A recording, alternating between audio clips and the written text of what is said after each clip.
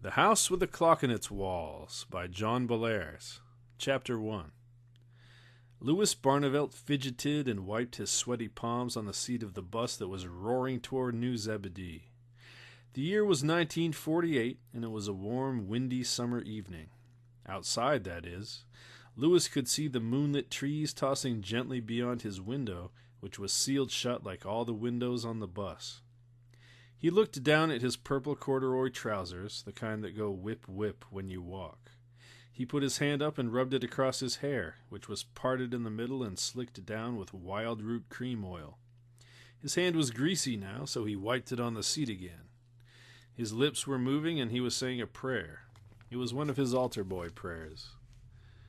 For thou, O God, art my strength. Why have you cast me off? And why do I go sorrowful while the enemy afflicts me? He tried to remember more prayers, but the only one he could come up with was another question. Why art thou sorrowful, O my soul, and why do you trouble me? It seemed to Louis that all he could think of these days were questions. Where am I going? Who will I meet? Will I like them? What will happen to me? Louis Barnevelt was 10 years old. Until recently he had lived with his parents in a small town near Milwaukee. But his father and mother had been killed suddenly one night in an auto accident, and now Louis was on his way to New Zebedee, the county seat of Capharnaum County in the state of Michigan. He was going to live with his Uncle Jonathan, whom he had never met in his life. Of course, Louis had heard a few things about Uncle Jonathan, like that he smoked and drank and played poker. These were not such bad things in a Catholic family, but Louis had 2 maiden aunts who were Baptists, and they had warned him about Jonathan. He hoped that the warnings would turn out to be unnecessary. As the bus rounded a curve, Louis looked at his reflection in the window next to his seat. He saw a moony fat face with shiny cheeks. The lips on the face were moving. Louis was saying the altar boy prayers again, this time with the wish that they might make Uncle Jonathan like him. Judge me, O God.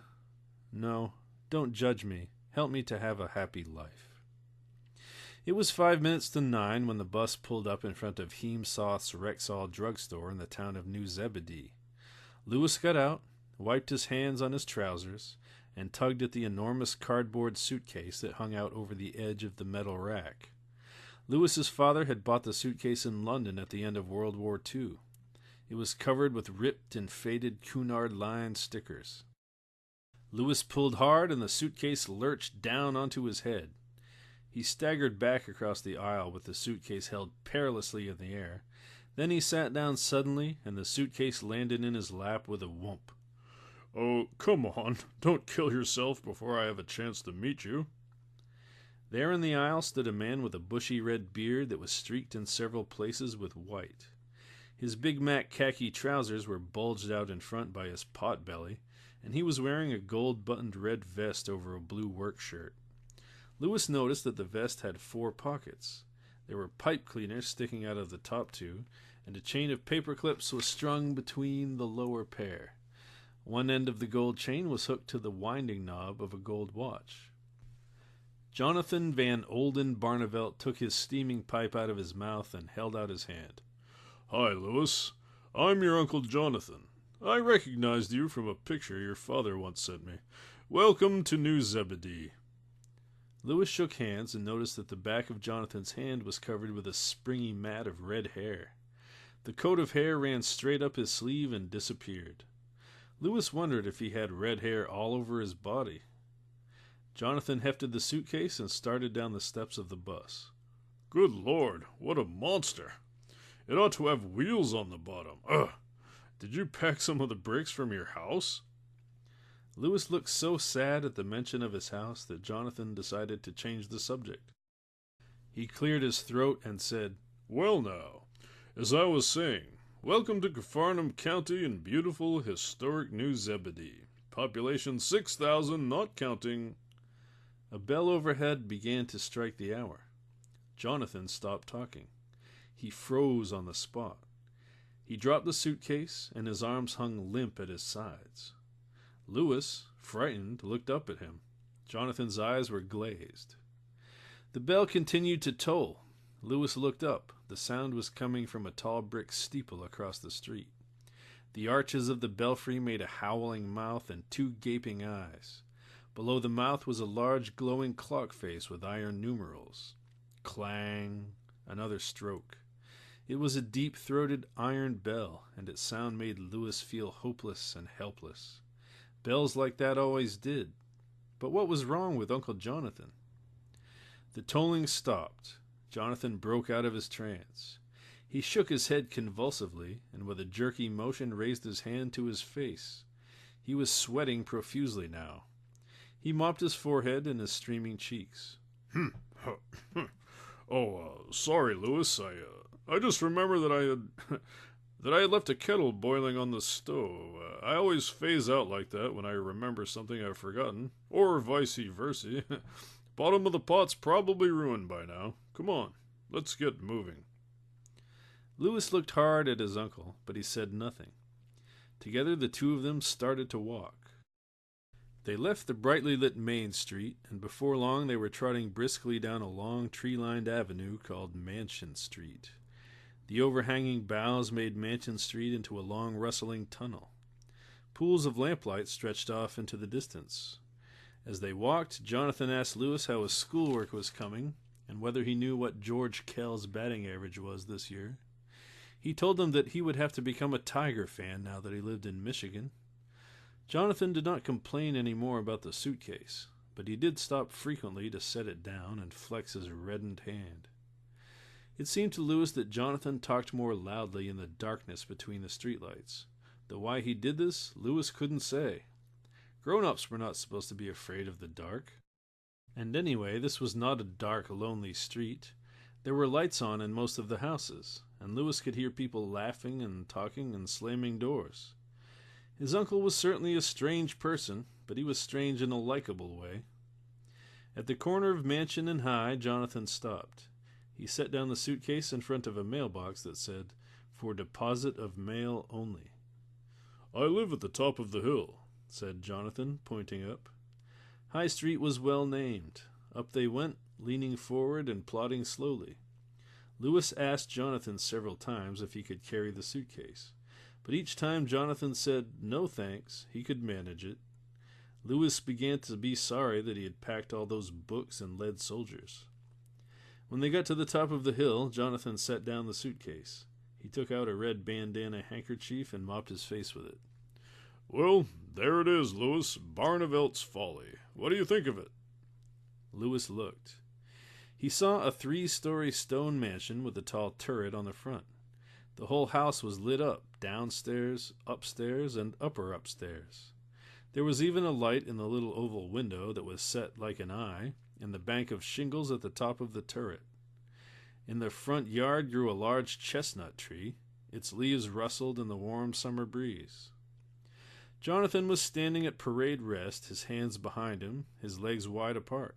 Again he said, "What do you think of it, Lewis? Eh?" "I love it, Uncle Jonathan. I've always wanted to live in a mansion, and this sure is some mansion." Lewis walked up to the frilly fence and touched one of the iron pom-poms that ran in a row along the top. He stared at the sign that spelled out 100 in red glass reflectors. "Is it real, Uncle Jonathan? The house, I mean?" Jonathan glanced at him strangely. Yes, of course it is. It's real. Let's go inside." Jonathan lifted the loop of shoestring that held the gate shut. The gate squeaked open and Lewis started up the walk. Jonathan followed close behind, lugging the suitcase. Up the front steps they went.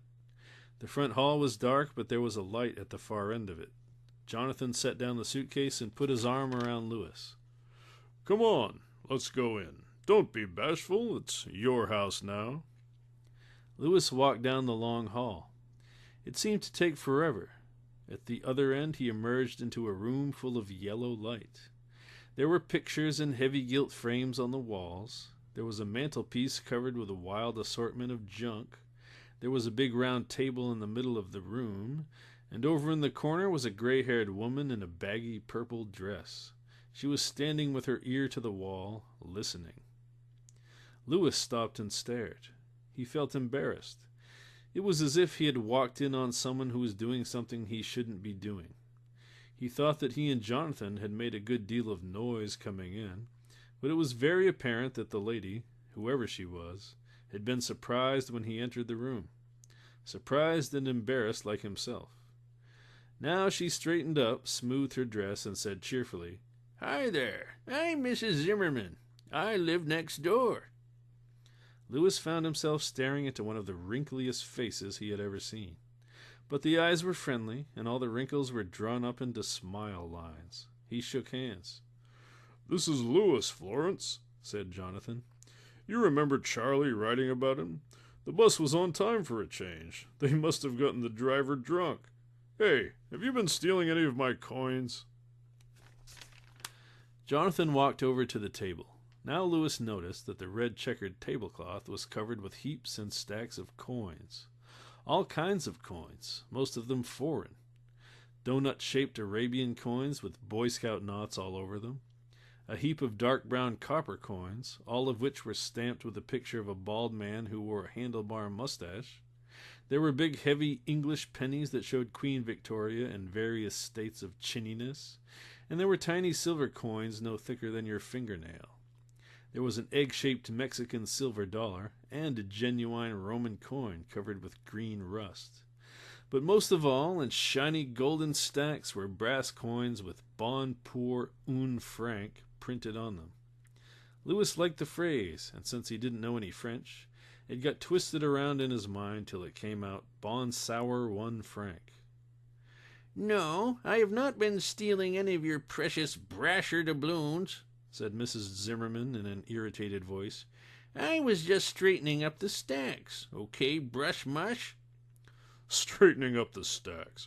I've heard that one before, hag face. But it doesn't matter, because we're going to have to divvy up the coins 3 ways. You play poker, don't you, Louis?" "Yes, but my dad won't." He stopped. Jonathan saw tears in his eyes. Louis choked down on a sob and went on. My dad wouldn't have let me play for money." "Oh, we don't play for money," said Mrs. Zimmerman, laughing. "If we did, this house and everything in it would belong to me." "Poop it would," said Jonathan, shuffling the cards and puffing clouds of smoke from his pipe. "Poop it would. Get 'em all divided up, Frumpy? No? Well, when you're ready, it's going to be dealer's choice, and I'm the first dealer. No ladies' games like spit out the window or Johnny's nightshirt. Straight 5-card draw. Nothing wild." He puffed some more and was about to deal the first hand when he stopped and looked at Mrs. Zimmerman with a mischievous smile. "Oh, by the way," he said, "you might bring Louis a glass of iced tea, and get me a refill. No sugar. And bring out another plate of chocolate chip cookies." Mrs. Zimmerman stood up and clasped her hands subserviently in front of her. "How would you like your cookies, sir? Stuffed down your throat one by one, or crumbled up and sifted into your shirt collar?" Jonathan stuck out his tongue at her. "Ignore her, Louis. She thinks she's smart because she's got more college degrees than I have." "I would be smarter than you in any case, Weird Beard. Excuse me, folks, I'll be back in a minute." She turned and walked to the kitchen. Jonathan dealt a practice hand while she was gone. When Louis picked his cards up, he noticed that they were old and worn. Most of the corners were missing, but on each faded blue back was a round golden seal with an Aladdin's lamp in the middle. Above and below the seal were the words, Capharnaum County Magician Society. Mrs. Zimmerman returned with the cookies and iced tea, and the game began in earnest. Jonathan gathered up the cards and cut them together with a very professional zip. He shuffled and started to deal. Louis sipped his iced tea and felt very comfortable, very at home. They played until midnight, by which time Louis had red and black spots in front of his eyes. Pipe smoke hung in layers over the table and rose in a column from the shade of the floor lamp. It made the lamp seem magic, like the one on the playing cards. And there was something else magic about the game. Louis won. He won a lot. Usually he had rotten luck, but in this game he got straight flushes, royal flushes, 4 of a kind. Not all the time, but enough to keep winning steadily. Maybe it was because Jonathan was such a lousy poker player. What Mrs. Zimmerman had said was certainly true. Whenever Jonathan had a good hand, he snortled and chortled and blew smoke out of both corners of his mouth. When he had a bad hand, he sulked and chewed his pipe stem impatiently. Mrs. Zimmerman was a crafty player who could bluff you under the table with a pair of deuces. But that night she just wasn't getting the cards. Maybe that's why Lewis was winning. Maybe. But he had his doubts.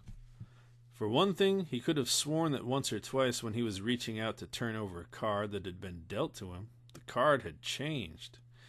It had changed just like that while he was picking it up. This never happened when Lewis was dealing, but it did happen when Jonathan or Mrs. Zimmerman was dealing. And more than once he had been about to throw in a hand when, after a second look, he discovered that the hand was a good one. It was odd. The mantel clock cleared its throat with a whir and started to chime midnight.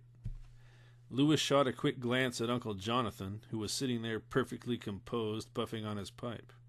Or was he composed? He seemed to be listening for something. The other clocks all over the house joined in. Lewis sat entranced, listening to high-pitched dings, tinny wangs, melodious electric doorbell sounds, cuckoos from cuckoo clocks, and deep, sinister Chinese gongs roaring out, "Bwah, bwah." These and many other clock sounds echoed through the house. Now and then during this concert, Lewis looked at Jonathan. Jonathan did not look back. He was staring at the wall, and his eyes had that glazed look again. Mrs. Zimmerman sat through the whole thing with her eyes fixed on the tablecloth. The last clock to strike was the grandfather clock in the study. It made a noise like a steamer trunk full of tin plates falling slowly and solemnly down a flight of stairs. When it stopped striking, Jonathan looked up. Yes. Where were we? Well, Lewis, it's midnight, isn't it? Game's over. Time for bed." Jonathan cleared the table briskly. He gathered up the playing cards, stacked them, and put a rubber band around them. Snap! Then he reached under the table and came up with a red tin candy box with a picture of the New Zebedee County Courthouse on the lid. He scraped the clattering coins into the box, snapped the lid shut, pushed back his chair, rapped out his pipe into a saucer, and folded his hands in his lap. "Well, and what do you think of 100 High Street, Lewis?" I think it's wonderful, Uncle Jonathan. I like the house, and I like the town, and I like you two an awful lot. Lewis wasn't lying. In spite of Jonathan's strange behavior and the eavesdropping habits of Mrs. Zimmerman, he had had a very good time during his first evening in New Zebedee. In fact, for most of the evening, he had had a great deal of trouble keeping himself from jumping up and down in his seat. He had been told that that was a bad thing to do in company. Jonathan took Lewis's suitcase upstairs, and Lewis got his first look at his new room. There was a tall black bed with battlements at the top of the headboard and footboard. In the corner was a black mirror that matched the bed, and near it was a black marble fireplace with a coffin-like black clock on its mantelpiece. Up against one wall was a tall glazed bookcase full of old books, and on top of the bookcase was a vase with cattails in it. In the middle of the floor was a large hooked rug. The pattern reminded Lewis of a map of the United States, a map of the U.S. done by a crazy person. Many children might have been put off by the dark woodwork of the old room, but Lewis loved it. He imagined that this was the sort of room Sherlock Holmes would have slept in. Lewis got into his pajamas, put on his bathrobe and slippers, and shuffled down the hall to the bathroom. When he got back, he found that Jonathan had just finished building a fire in his fireplace. Jonathan got up and brushed twigs off his vest. "Well, Lewis, there you are. Need anything else?" Gee, no, I guess not, Uncle Jonathan. This is a great room. I've always wanted a room with a fireplace in it. Jonathan smiled. He went over to the bedside table and turned on the reading lamp. "Read as long as you like tonight, Lewis. Remember, school doesn't start for another 3 weeks." I don't know if I'll read much after all the poker playing, said Lewis, yawning. But thanks anyway. Good night, Uncle Jonathan. "Good night, Lewis." Jonathan started to close the door, but he stopped. "Oh, by the way, Lewis, I hope all these clocks don't keep you awake. They're kind of noisy, but, well, I like them. Good night." He closed the door. Lewis stood there with a puzzled frown on his face. There was something going on in this house that he couldn't quite get hold of. He thought of Jonathan standing paralyzed while the clock in the church steeple tolled. He thought of Mrs. Zimmerman listening at the wall. It was strange. "Oh well," he thought, shrugging his shoulders, "people are funny sometimes." Lewis climbed into bed and turned off the light. A few minutes later he turned it back on. He realized that he was still tense, excited, and wide awake. He climbed out of bed and walked over to the shaky-looking bamboo bookcase that stood by the closet door. What a lot of old dusty books. He pulled one out and wiped the dust off with his sleeve. The faded gilt letters on the black buckram spine said, "John L. Stoddard's Lectures, Volume 9, Scotland, England, London." Lewis opened the book and flipped through the slick, glossy pages. He held the book up to his nose. It smelled like Old Spice talcum powder. Books that smelled that way were usually fun to read. He threw the book onto his bed and went to his suitcase. After rummaging about for a while, he came up with a long, narrow box of chocolate-covered mints. He loved to eat candy while he read, and lots of his favorite books at home had brown smudges on the corner of the pages. A few minutes later, Lewis was sitting up in bed with his pillows propped behind him. He was reading about how the Scotch nobles had murdered poor Rizzio right in front of Mary, Queen of Scots. Stoddard compared Rizzio to a purple velvet plum spurting plum juice in all directions. The nobles dragged the poor man, kicking and screaming, into the hallway, where they stabbed him some more. 56 times, said Stoddard, though he didn't say who counted the stabs. Lewis flipped a page and bit into a peppermint patty. Now Stoddard was talking about the permanence of bloodstains and wondering whether or not the stain on the hall floor in Holyrood was really Rizzio's blood or not. Lewis began to yawn. He turned off the light and went to sleep. But he was awakened quite suddenly a little while later. He had been dreaming that he was being chased by the Queen of Spades. Now he sat up, wide awake. He was scared, and he didn't know why. Creak, creak. Someone was tiptoeing down the hall. Lewis sat still and listened. Now the sound was outside his door. Now it was going away down the hall. Creak, creak, creak. Lewis slid out of bed. As slowly and carefully as he could, he tiptoed to the door. He opened it just as slowly and carefully. He didn't open it far, just a crack.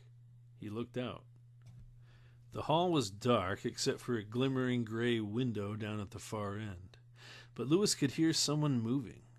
And now he saw the faint, pale circle of a flashlight beam moving over the wallpaper. Frightened, Lewis pulled the door shut and then opened it just a crack. The flashlight beam had stopped. Now the figure with the flashlight brought his fist down on the wall hard. Lewis heard little clots of plaster falling down into the space between the walls. The figure pounded again and again. Lewis stared and opened the door wider. Now the shadowy intruder stepped back, and Lewis saw a bulky shadow against the hall window. A bulky, bearded shadow with a pipe in its mouth. Jonathan! Lewis closed the door as softly as he could and leaned against it, shaking. He hoped Jonathan hadn't seen him. A horrible thought came into his mind. Was Jonathan crazy? Lewis went to the wing chair by the fire and sat down. He watched the black honeycombs as they crumbled into deep red wells. What if Jonathan were crazy? His parents had always warned him against crazy people, the type that lured you into their cars and offered you candy with glue in it. Or was it glue? He couldn't remember. But Jonathan didn't really seem like that kind of person, or the kind that sneaked into your room at night and stabbed you to death. Lewis sighed. He would just have to wait and see what happened. He went back to bed and had a dream in which he and Jonathan were running round and around the block that had the church on it, the church with the monster-faced steeple. All the houses on the block were lit up, but they couldn't go into any of them to hide. Something tall and dark and shapeless was following them. Finally, they stopped in front of the church, and the tower began to sway as if it were made of rubber. The howling face got closer and closer. And then the dream changed. Lewis was sitting in a room full of glittering coins. He let them run clinking through his fingers until morning came. Chapter 2. Lewis woke up the next day with confused memories of the previous night running around in his head. In general, his impression was a happy one, despite the dark things that lurked in the corners of the picture. He got dressed, went downstairs, and found Jonathan and Mrs. Zimmerman at breakfast. It seemed that Mrs. Zimmerman always came over to cook Jonathan's breakfast, because Jonathan was such a terrible cook. Well, that was fine with Lewis. He sat down to pancakes and sausages, and before long he was figuring out how best to use the 3 weeks of freedom that were left before school began. Lewis soon found out that 3 weeks was not nearly enough time for exploring the town of New Zebedee and the house at 100 High Street. In 3 weeks he barely got started. To begin with, the town was marvelous. It was the sort of place he had always wanted to live in. Lewis's old hometown in Wisconsin looked as if it had been built yesterday. All the houses were the same size, and the main street was just a row of bars and gas stations. New Zebedee was different. It was full of tall, elaborately decorated old houses. Even the ordinary white frame houses had things that made them seem different. A stained glass window, or a bouquet of iron flowers on top of a cupola. And so many of the houses seemed to be hiding secrets. Jonathan took Lewis for some walks around the town, but more often he just let Lewis find out things for himself.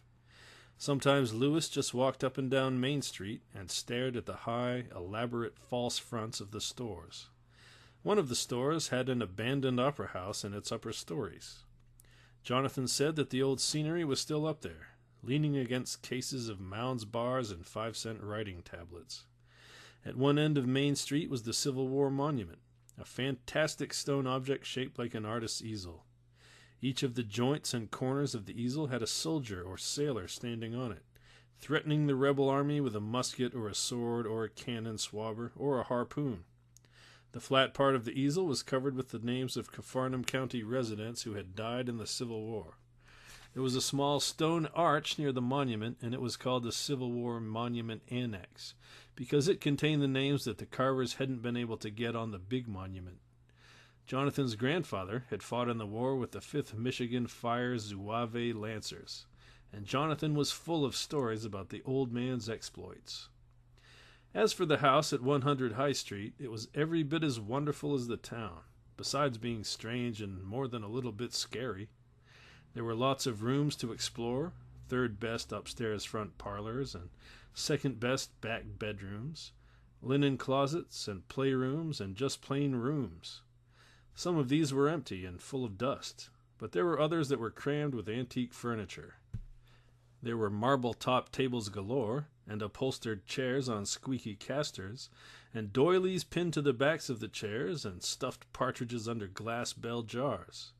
Each room had its own fireplace made of marble that looked, depending on the room, like blue cheese, or fudge ripple ice cream, or greened hand soap, or milk chocolate. One afternoon, Lewis was walking down the back staircase in the south wing of the mansion when he came to a stained glass window on a landing. There were quite a few stained glass windows in the house.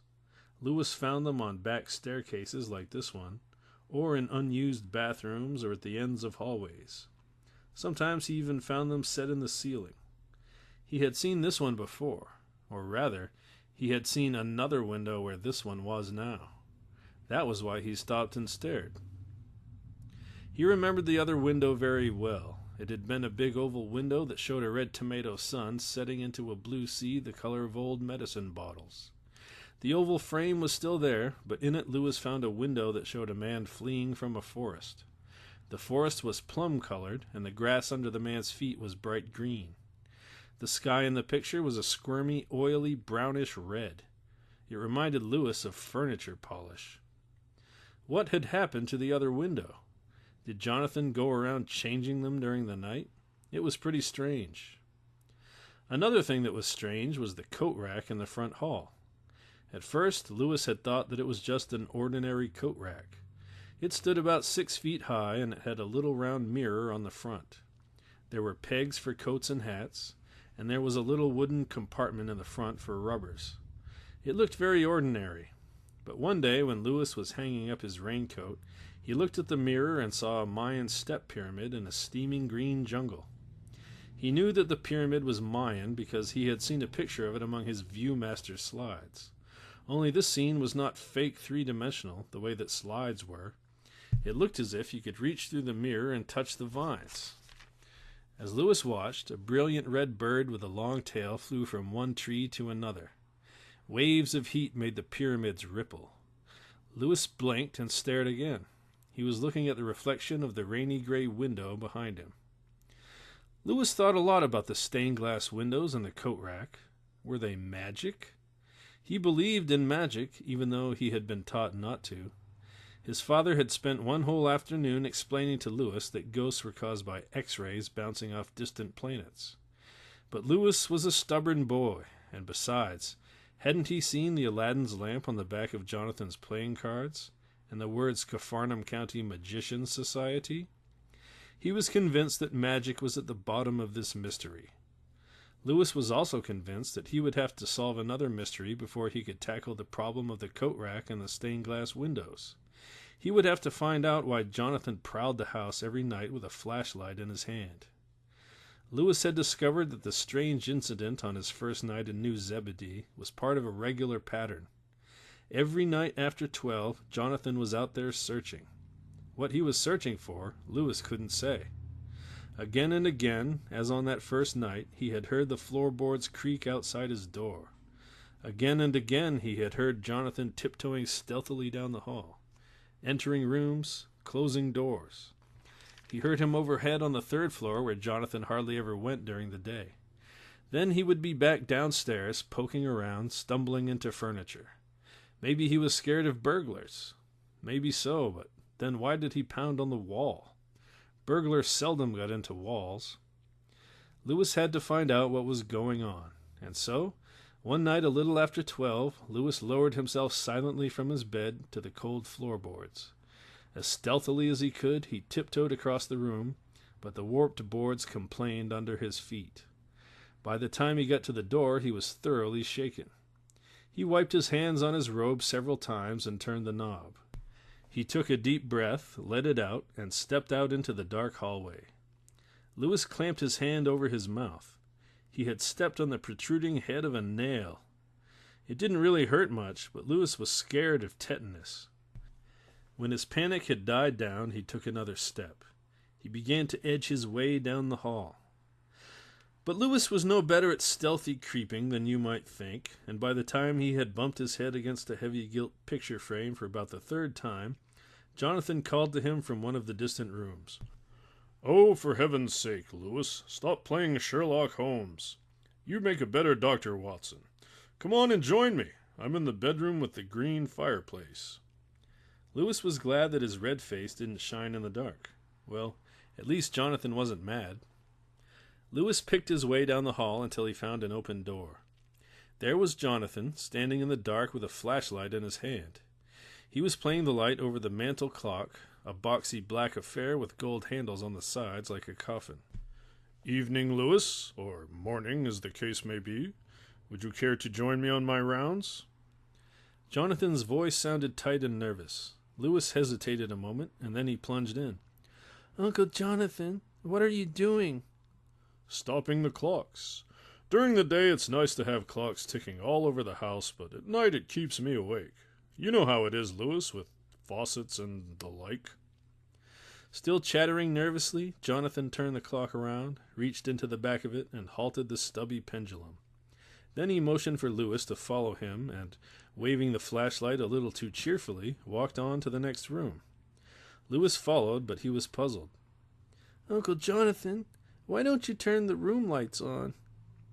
His uncle was silent for a minute. Then he said in that same nervous voice, "Oh, well, you know how it is, Louis. If I were to go from one room to another snapping lights on and off, what would the neighbors think? And what about the electric bill? Do you know that you get billed for an hour's worth of electricity every time you snap the lights on and off?" This explanation did not sound convincing to Louis.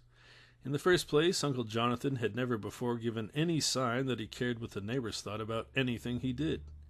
If he wanted to sit in the glider under the chestnut tree and play a saxophone at 3 a.m., he was likely to do just that. In the second place, Jonathan had more than once left the floor lamp in his study burning all night. He was a careless man, and not the sort who worried about big electric bills. It was true that Louis had only known his uncle for 3 weeks, but he felt that he already had a pretty good idea of what Jonathan was like.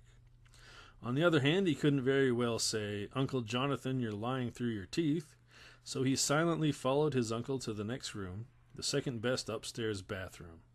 It had a fireplace too, a white tile one, and there was a small white plastic clock buzzing on the mantel. Jonathan unplugged it without saying anything and went on to the next room, where he stopped a cherrywood clock with a pendulum that used 3 columns of mercury as a weight, and then on to the next room. The last clock to be silenced was the grandfather clock in the study. Jonathan's study had a very high ceiling, and all the walls were lined with books. There was a fat, slouchy, brown leather easy chair that hissed when you sat down in it, and of course there was a fireplace, and there was still a fire burning in it. Over in a corner by the sliding doors that opened into the dining room stood the tall, gloomy clock. The brass disc on the pendulum flashed dimly in the light of the dying fire. Jonathan reached inside and grabbed the long black rod. The clock stopped. Now that their strange tour was over, Jonathan lapsed into silence. He seemed to be thinking. He walked over to the fireplace, stirred up the fire, and put on another log. He threw himself down into the leather chair and waved his arm at the green easy chair on the other side of the fireplace. "Have a seat, Louis. I'd like to have a talk with you." Louis wondered if he were going to be bawled out for sneaking up on his uncle. It didn't seem likely. Jonathan looked and sounded friendly, though his voice was still a little edgy. Louis sat down and watched as Jonathan lit up his hookah. Louis always liked to watch him do this. The hookah was shaped like a Spanish galleon, and the crow's nest on the mainmast was the bowl. The body of the ship was full of water for cooling the smoke, and up on the bow stood the tiny ceramic figure of a boatswain with his pipe to his lips. A long hose was plugged into the ship's stern, and there was a black rubber mouthpiece on the end. When you blew into the hose, the burning tobacco in the crow's nest sent up a long column of smoke, and the boatswain went whee on his little pipe. Sometimes, when Jonathan made a mistake and filled the boat too full of water, the boatswain went bloop and blew bubbles. When Jonathan had the pipe going good, he drew in a mouthful of smoke, let it out slowly, and said, "Louis, I think it would be better for you to be scared than it would be for you to think of your uncle as a crabby old lunatic." "I don't think you're crabby," said Louis. Jonathan laughed. "But you do think I'm off my rocker. Well, after tonight, I wouldn't blame you." Louis blushed. "No, Uncle Jonathan, I never meant that. You know I don't think." Jonathan smiled. "Yes, of course I know. But all the same, I think it would be better if you knew something about this clock business. I can't tell you all about it because I don't know all about it. In fact, there are times when I think I don't know much about it at all. But I'll tell you what I know." He crossed his legs, sat back, and puffed some more at his pipe. Louis sat forward in the big green chair. He kept clasping and unclasping his hands as he stared hard at Jonathan. After a brief dramatic pause and a particularly long drag at the galleon hookah, Jonathan began. "I haven't lived in this house always, Louis. In fact, I only moved here 5 years ago. I used to live down on Spruce Street near the waterworks. But when the old owner died and the place was put up for sale cheap, and it meant a chance to live next door to my best friend, Mrs. Zimmerman." "Who was the old owner?" asked Louis, interrupting. "I was going to get around to that. His name was Isaac Izard. Initials II, like the Roman numeral 2. You'll find his double I carved or painted or stamped on all sorts of things all over this house. The wainscoting, the floorboards, the inside of cupboards, the fuse box, the mantelpieces, everywhere. You'll even find a Roman numeral 2 worked into the tracery on the wallpaper in the upstairs front hallway." Jonathan paused for a second and looked thoughtful. "Have to get that paper replaced someday. Well, back to what I was saying. Old Isaac Izzard. His name is odd, isn't it? Mrs. Zimmerman thinks it comes from Izzard, which in some parts of England is the word for Z, which is the word the English use to identify the letter Z. I go along with Mrs. Zimmerman's theory because I can't think of a better one, and besides, she is a Z lady, so she should know. But as I was saying, and I will get around to saying something sometime, Lewis. He puffed on his pipe some more and wiggled around in the chair to get comfortable. As I was saying, old Isaac was a warlock. What's that? Uncle Jonathan looked very serious. It's the word for a male witch. Lewis shuddered. Then, out of nowhere, a strange thought came to him. Are you one too? He asked in a tiny, frightened voice. Jonathan looked at him with a strange smile. Would it scare you if I said I was? No, I like you an awful lot, and you can be a warlock if you want to be one, I guess. You wouldn't be a bad one, I know. That depends on how you mean bad, said Jonathan, chuckling. If you mean that I wouldn't be an evil one, you're right. If you mean that I wouldn't be too bad at wizarding, well, I don't know. I'm pretty much a parlor magician, though I have a few tricks that go beyond rabbits and playing cards. Like stained glass windows and coat racks? Said Lewis, grinning. Yes, exactly like those. And just to make you perfectly secure, let me inform you that Mrs. Zimmerman is also a wizard. Though in her case the term should be witch. Couldn't you find a better name? Asked Lewis timidly. Well, she prefers maga or enchantrix, but I can't use such words without breaking up, so she's Old Witch Florence to me. She's really a much more serious wizard than I am. Got her D-Mag-A, that's Doctor Magicorum Artium, from the University of Göttingen in Germany in 1922. I just have an A.B. from Michigan Agricultural College. What in? Asked Lewis, as if he were interviewing Jonathan for a job. Actually, he was interested in Jonathan's college work. Both of Lewis's parents had gone to college, and they always talked a lot about their college work. What in? Said Jonathan, blushing. What in? Why, agricultural science, animal husbandry, and all that. I was going to be a farmer till my grandpa died and left me a pile of money. But back to Isaac Izzard. You're still interested, aren't you? Oh, yes, of course. Please tell me. I want to know. Isaac, as I say, was a wizard. He fooled around with black magic, the worst kind of thing a wizard can do. I can't tell you about anything bad that I absolutely know he did, for sure, but if one wizard can judge another, I'd say he was an evil one. A very evil one. Mrs. Zimmerman thinks so, too. She lived next door to him for years, remember? You'll have to ask her about him yourself, of course, but there were many evenings when she and I would stand in her backyard and look up and see old Isaac's evil face in the window of the cupola on top of the house. He'd be holding an oil lamp and just staring out at the night. Mrs. Zimmerman claims that he would sit for hours in the cupola during the day. He seemed to be taking notes. Gee, that is weird. What was he taking notes for? Lord only knows, Lewis, but I'm sure it wasn't anything good. At any rate, to get on with my story, it must be getting pretty late by now, but without the clocks I have no idea what time it is. Where was I? Oh, yes. Old Isaac died during a wild thunderstorm, one of the worst in the history of Capharnaum County. You can look it up in the New Zebedee Chronicle if you want to.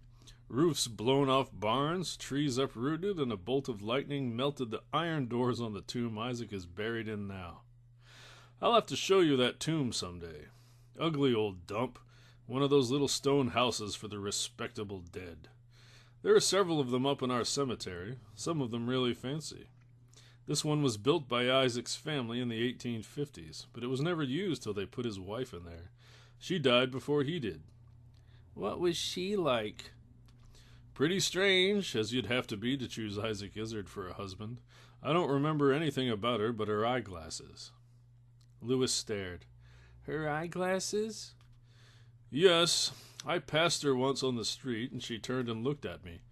It might have been the way the sun caught her spectacles, but I remember 2 freezing circles of gray light burning into me. I turned away and closed my eyes, but those 2 cold spots stayed there. I had nightmares for a week after that. How did she die? Lewis imagined Mrs. Izzard falling from a cliff during a hurricane, or flinging herself from the cupola of the house. How? Quietly and mysteriously. No funeral? Some strange-looking people from out of town came and helped Isaac bury her. After that, he went into seclusion. Further seclusion, that is. He and she had always been hermits, but after her death, he really shut himself up. Built a big high board fence between this house and Mrs. Zimmerman's. I had it torn down as soon as I moved in. He smiled contentedly. Lewis felt that his Uncle Jonathan was happy living at 100 High Street, despite the fact that old Isaac Izzard had made the place his castle. Is that all there is to the story? Asked Lewis cautiously. Oh my, no. We're just getting to the good part. Look, here I am selfishly puffing away at this boat, and you have nothing. Let's go out to the kitchen and get a couple of glasses of milk and some chocolate chip cookies, okay? Sure, said Lewis, who liked chocolate chip cookies even more than he liked Welch's fudge bars. In a few minutes they were back in the study, sitting by the quietly crackling fire and munching cookies. Suddenly a book fell out of the bookcase. Flop. 2 more fell out. Flop, flop. Lewis stared at the black gap in the row of books. A long, withered, bony hand appeared. It seemed to be groping for something. Lewis sat rigid with terror, but Jonathan merely smiled. A little to your left, my dear. That's it. Now you've got it.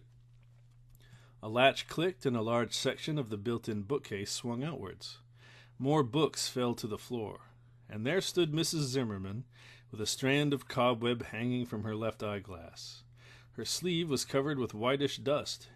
Fine way to build a secret panel, she grumbled, with the latch on the room side instead of the passage side.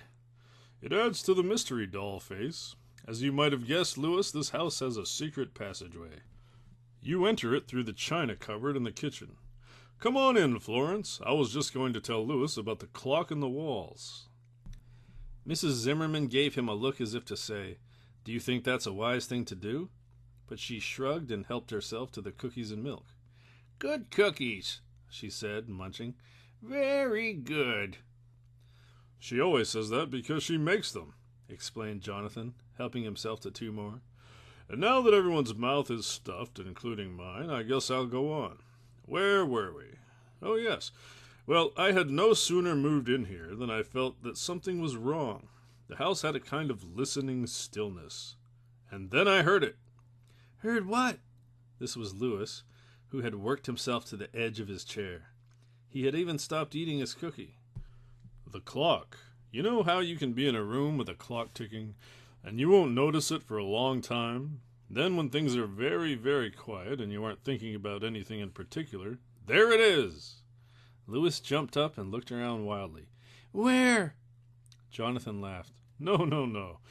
I didn't mean to frighten you like that. I mean, I heard it for the first time in this room. It was ticking away in the walls. You can go over to that wall and listen for it if you like. Lewis got up and walked over to the book-lined wall. He put his ear to a row of black leather volumes and listened. His eyes opened wide. It is there, Uncle Jonathan, it is. He was excited by the discovery, but then his face changed. He looked afraid. What is it for, Uncle Jonathan? What does it do? I haven't the faintest idea, said Jonathan. Though I know I want to blot it out. That's why I have all these stupid clocks. I didn't used to be so fond of incessant ticking and sudden loud hell-raising every hour on the hour. But I prefer my clocks to his. Jonathan's face had turned grim. He shook his head, smiled a little half-hearted smile, and went on. You may be wondering why I don't just tear down the wall and rip out the clock. Well, it wouldn't do any good. It sounds like it's behind every wall, up in the attic, down in the cellar, in the closets and storerooms and parlors. And sometimes it seems to be slowing down. I keep hoping it will stop. But then it picks up and keeps going. I don't know what to do. There was a note of real despair in his voice. For a minute, Louis thought his uncle would cry. Then Mrs. Zimmerman broke in. I'll tell you one thing you ought not to do, Jonathan Barnevelt. You oughtn't to frighten Louis with something you don't know anything about. After all, the ticking may be some leftover magic from the old coot's experiments, or death watch beetles, or an illusion of some kind, like in houses that have whispering galleries. I get a funny kind of hum in my head now and then. It goes doo for a while, and then it goes away. Jonathan looked irritated. Oh, Florence, there's no need to kid around. You don't think it's something harmless, and neither do I. I wouldn't have told Louis just to frighten him, but I thought it would be better for him to know about the clock than to think that his uncle was getting ready for the loony bin. You see, he caught me making my nightly rounds. Well, said Mrs. Zimmerman, I don't know about the loony bin, but Uncle Jonathan had better be getting ready for Betty Bye if he's going to take us on a picnic tomorrow. She reached into the folds of her dress and pulled out a silver watch on a long chain. She popped the lid open and announced that it was 3 a.m. Jonathan looked up in surprise. It is? Good grief, I had no idea. Please, Uncle Jonathan, said Louis, interrupting, can you tell me one more thing? Sure, Louis, what is it? Louis looked fidgety and embarrassed. Well, if the clocks are supposed to drown out the noise of the clock in the walls, why do you stop them at night? Jonathan sighed. I don't stop them every night. Some nights I just walk around checking all the rooms. It makes me feel secure somehow. I can't explain it. But some nights like this one, I get the urge to stop all the blasted, everlasting ticking.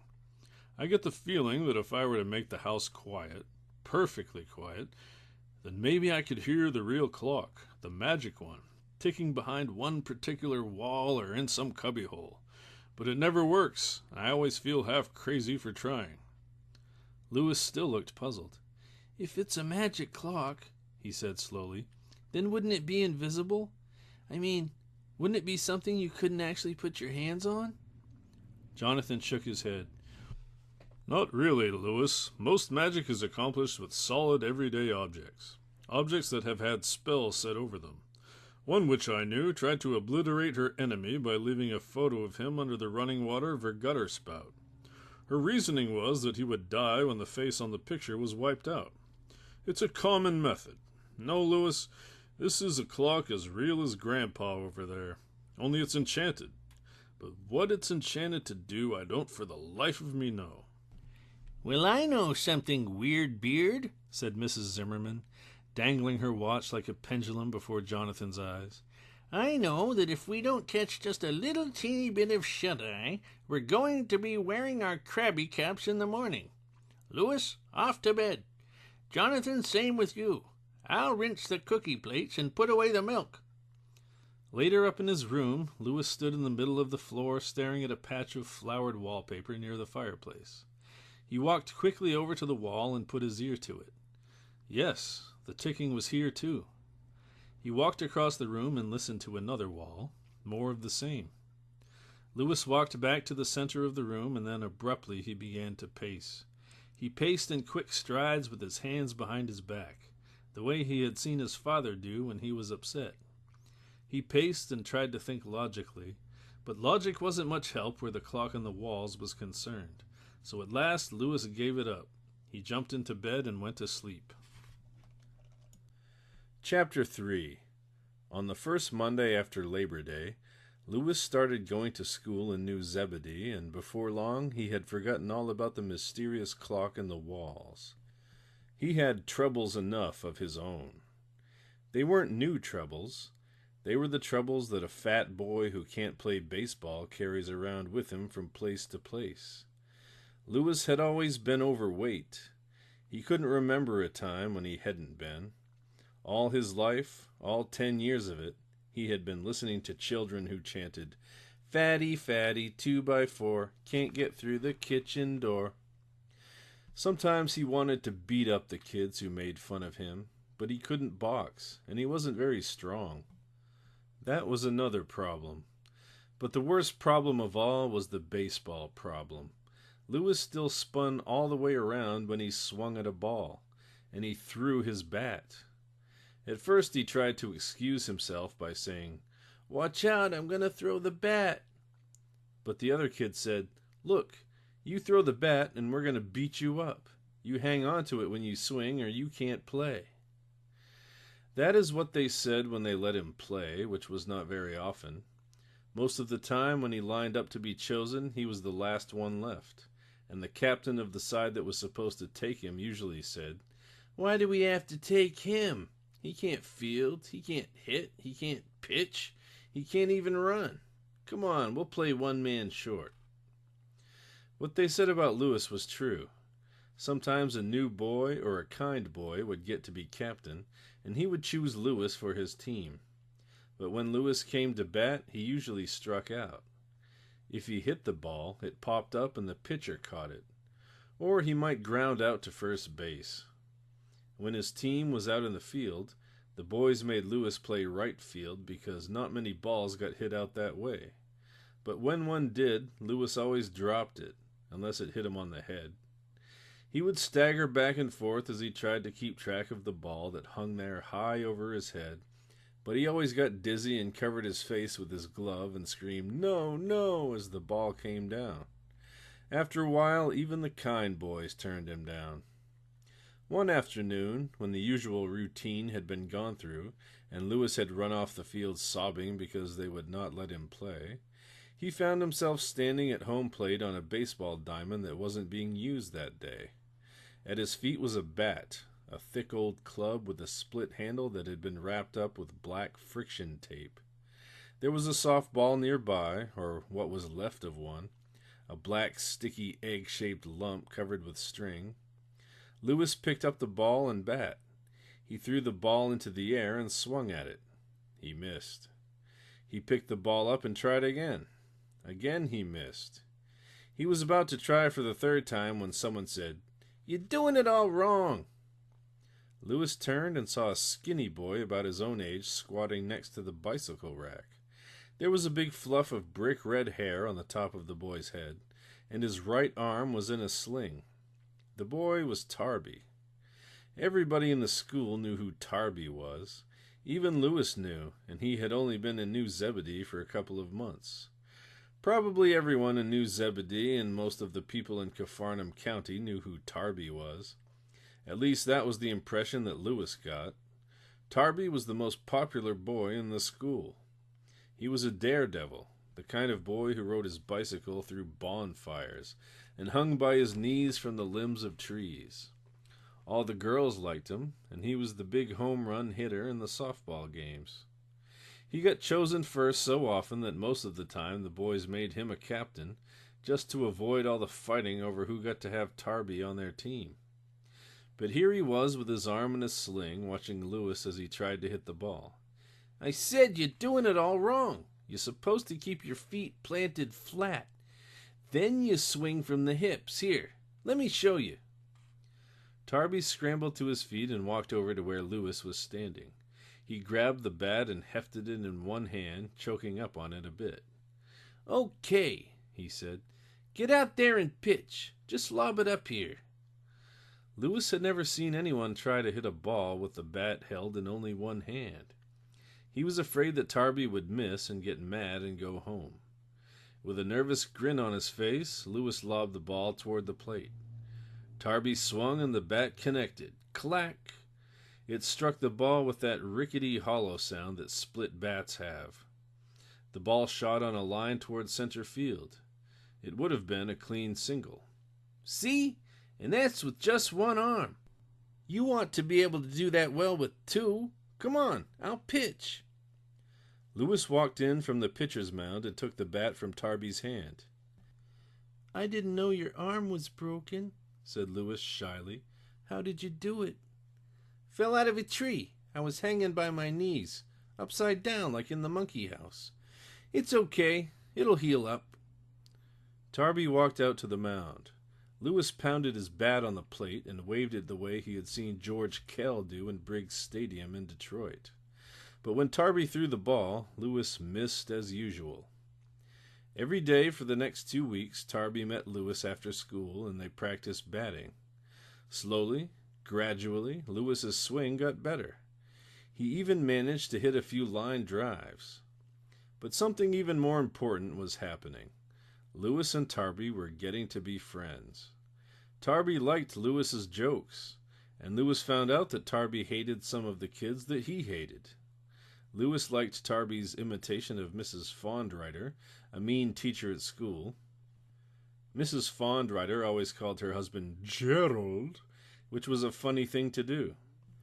Tarby made a loop in the end of a green twig and pretended it was an eyeglass on a stick. Then he would stare through the loop at Lewis and say, in a high voice, "How dare you say such things to me, Gerald?" Then Lewis and Tarby would sit around planning how they were going to take care of Carol K. Labradine, a snotty girl in the 6th grade who got away with murder because her father was on the school board. It was usually dark by the time Lewis and Tarby said goodbye to each other by the mailbox at the bottom of High Street. One afternoon early in October, Lewis and Tarby were out at the athletic field playing flies and grounders. Lewis had gotten good enough so that he could hit Tarby some pretty long fly balls. Tarby's arm was still in a cast, but he picked off the line drives and caught the pop flies as easily as if he had 2 hands. Lewis was out in the field. It was getting dark, and he was having trouble seeing the ball, and besides, he was a little bored. He stood there thinking, or doping off, as Tarby called it. He wanted to do something nice for Tarby, something nice that would really impress him and make him a stronger friend than ever. Maybe he could get Uncle Jonathan to do a magic trick for Tarby. Sure, that would do it. Lewis hesitated a minute, remembering Jonathan saying that he was only a parlor magician, the kind that pulled rabbits out of hats and told you what card you were holding in your hand. But then he had said he knew a few tricks that went beyond that. Lewis thought some more. Oh well, Jonathan could probably do it. Anyone who could make windows change their pictures could do what Lewis had in mind. And anyway, Lewis thought that he remembered hearing Jonathan say that he had done such a thing once. "Hey, Lewis, I hit the ball out to you about 6 hours ago. Did you go to sleep?" Lewis looked up. Huh? Oh, gee, I'm sorry, Tarby. Say, how would you like to see my uncle eclipse the moon? Tarby stared at him. What did you say? I said, oh, come on, Tarby, let's go home. It's too dark to see the ball. Come on, and I'll tell you all about my Uncle Jonathan. He's a real wizard. The 2 boys walked back under the streetlights, playing catch as they went. Lewis tried to explain about Uncle Jonathan's magic powers, but he could see that Tarby was not convinced. Boy, I'll bet your uncle can eclipse the moon. I just bet he can. He probably sits up in his room drinking beer, and then he goes out back and stares up at the moon, and boy, does it go round and round. Tarby staggered out into the street and rolled his eyes. Lewis felt like hitting him, but he knew that Tarby could beat him up, so he just said, "You want to see him do it?" "Yeah," said Tarby in a sneery voice. "I want to see him do it." Okay, said Lewis. I'll ask him tonight. When he's ready to do it, I'll let you know. Gee, I hope I won't have to wait too long, said Tarby sarcastically. I really do want to see old Lard Guts eclipse the moo. the moo. Stop it. Stop making fun of my uncle. Lewis's face was red, and he was almost crying. Make me, said Tarby. I can't, and you know it, said Lewis. Tarby went on moo-hooing until they reached the khaki-colored mailbox at the foot of High Street. This time when they split up to go home, Lewis didn't say goodbye to Tarby. He didn't even wave. But by the time he was inside the gate at 100 High Street, Lewis had gotten over his mad, more or less, and so he went straight inside to see his uncle. He found Jonathan laying out a game of solitaire on the dining room table. It was a complicated game called Napoleon at St. Helena, and the layout covered most of the ivory-colored oilcloth pad. Jonathan looked up and smiled as Lewis walked into the room. Hi, Lewis. How's baseball these days? Getting better, I guess. Tarby helps me a lot. Say, Uncle Jonathan, do you suppose you could do something nice for Tarby? He really is a good friend of mine. Sure, Louis. We'll invite him to dinner. Is that what you mean? Louis blushed and fidgeted. Well, yeah, kind of. Do you think that maybe after dinner we could, that is, you could eclipse the moon for him? Jonathan stared at him. Did I tell you I could do that? Yeah. Remember, one night when you were bragging, talking to Mrs. Zimmerman about whether earth magic was stronger than moon magic, you said that a moon wizard could eclipse the moon any time he felt like it, and that you were a moon wizard. Jonathan smiled and shook his head. Did I say that? My, how I do run on. Let me see. I do seem to recall eclipsing the moon one night in 1932. That was during a picnic out at Wilder Creek Park. I remember the date, April 30th, which is Walpurgis Night. That's the night when witches and warlocks all over the world get together for whoop-de-doos. Ours was just a convention of the Capharnaum County Magicians Society, but some of them are real wizards. At any rate, to get back to what I was saying. Never mind, said Louis, turning away with a pouty look on his face. I'll tell Tarby that you can't do it. Oh, Louis, cried Jonathan, throwing the pack of cards down on the table. You were the most easily discouraged boy I ever met. If I did it once, I can do it again. It's just that it's not a normal occurrence. And everything has to be just right. In the heavens, that is. Oh. Yes, oh. Now, as soon as I have won this silly game from myself, you and I will go to the library and consult the almanac. So be quiet for a minute. Louis fidgeted and clasped and unclasped his hands and stared at the light fixture until Jonathan finished his game. Then the two of them went to the library, slid back the paneled doors, and entered the marvelous room that smelled of damp paper, wood smoke, and Turcoman's terror, Jonathan's personal tobacco blend. Jonathan moved the stepladder to the part of the wall that contained his magic books, climbed up, and pulled down a thick, dusty volume labeled Hardesty's Universal Omnium Gatherum, Perpetual Calendar, Date Book, Almanac, and Book of Days. He flipped to the section on eclipses, did some rapid mental calculations, and said, You're in luck, Louis. 1948 is a good year for lunar eclipses. The planets will be favorable next Friday. Invite Tarby to dinner for that night, and I'll be ready. Friday night came around, and Louis brought Tarby home for dinner. There was nothing especially magic about the meal, except that the cider jug on the table burped a lot, and that might have been because the cider was getting hard. After the dishes were cleared away, Jonathan asked Louis and Tarby to help Mrs. Zimmerman carry some kitchen chairs out to the backyard. Then he walked out into the front hall and consulted his cane rack, a blue willowware vase full of walking sticks of all sizes and shapes. Some had ivory or bone handles. Some were tough, crooked old pieces of hickory or maple wood, and some had thin, springy swords concealed inside. But only one cane was magic. It was a long black rod of some very hard wood. At one end was a ferrule of polished brass, and at the other was a glass globe the size of a baseball. It seemed to be snowing inside the globe. Through the swirling little flakes you could see, now and then, an odd little miniature castle. The globe burned with an icy gray light. Jonathan picked up the cane, hefted it, and walked back toward the kitchen with it tucked under his arm. Out in the backyard the audience was ready. Mrs. Zimmerman, Louis, and Tarby sat in straight chairs facing the bird bath. It was a chilly, clear October night. All the stars were out, and a large full moon was rising over the 4 elm trees at the far end of Jonathan's yard. The screen door slammed, and everyone looked up. The magician had arrived. Without saying a word, Jonathan went around to the north side of the house. An old mossy rain barrel stood there against the sandstone wall. Jonathan looked into the barrel, breathed 3 times on the dark water, and with his left forefinger cut the faintly shimmering surface into 4 quarters. Then he leaned low over the mouth of the barrel and began whispering in a strange language. The 3 spectators had not left their chairs.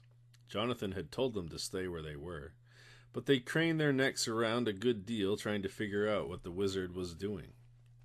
The whispering, weirdly magnified by the mouth of the barrel, went on for some time. Lewis twisted way around in his chair, but all he could see was the dark shape of Uncle Jonathan and the faintly glowing gray globe of the magic cane. Finally, Jonathan returned. In one hand he held the cane, and in the other he held a saucepan full of rainwater. "Is your uncle gonna wash his hair?" whispered Tarby. "Oh, be quiet," hissed Lewis. "He knows what he's doing. Just you watch." Tarby, Lewis, and Mrs. Zimmerman watched anxiously as Jonathan poured the saucepan into the bird bath. Then he went back to the rain barrel for more. Dip, splash. He came back with another panful. He emptied it, and he went back for a third. The third panful seemed to be enough. Jonathan set down the empty pan and picked up his cane, which had been leaning against the bird bath. The glass ball glowed and sent out a ray of dusty gray light. The ray rested on the surface of the water in the bird bath. Jonathan made signs over the water with the cane and started muttering again. "Come on and look," he said, motioning to the 3 spectators. They got up and walked over to the bird bath. The water in the flat, shallow concrete pan had started to heave and pitch, like ocean water in a storm. Lewis was surprised to see tiny whitecaps forming. Then long rollers began to crash silently into the rim, sending pinpoint flecks of foam out onto the grass.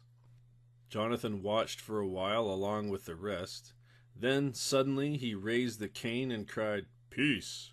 Peace to the waters of the earth! Show us the round disk of the moon, even as she now appeareth in the heavens above." The water calmed down. Soon it was a flat pool again, and floating on the still black surface was the cold reflection of the full moon. Now Jonathan did something very unlikely. As the others watched, he bent over and pulled a small boulder out of the pile of rocks at the base of the bird bath. Then, lifting it high in the air, he shouted, "Stand back!" and dropped the rock. Splash! Water slopped everywhere, and Lewis did not get out of the way soon enough to keep from getting some on his shoes. When the water had calmed down again, Jonathan picked up the rock and looked into the pool.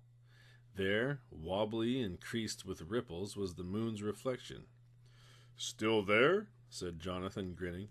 "Well, we'll just have to see about that." He reached down into the water and picked up the reflection. It might have been a trick, but the cold, icy gray disk he held up looked like the reflection that had floated in the pool a moment before. And sure enough, when Lewis looked into the water, all he saw now was a shiny blackness. Jonathan held up the reflection and turned it back and forth as if it were a dinner plate. The disk burned cold and bitter, and it sparkled like freshly fallen snow. It hurt Lewis's eyes to stare at it for very long. Now Jonathan snapped his wrist and sent the disk flying across the yard. It sailed clear across to the dark thicket in front of the 4 elm trees. Then Jonathan, cane in hand, ran off after the disk. It was a long yard, and even in the moonlight, the boys and Mrs. Zimmerman could not see what he was doing down there. Suddenly the air was filled with the inane glockling and blockling of bamboo wind chimes. There was a set of them hanging from one of the elm trees, and Jonathan had given it a good hard yank.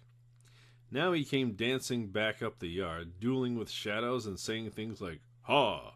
Have at you and your bladder for a blackguardly slacker! Hoo, hun! And the third is his bosom!" He stopped in front of the bird bath and held the ball of the cane up under his chin so that his face looked like an actor's face when it is lit from below by footlights. Slowly he raised his right hand and pointed at the sky. "Look!" he cried. All 3 of the spectators looked up. At first they saw nothing strange.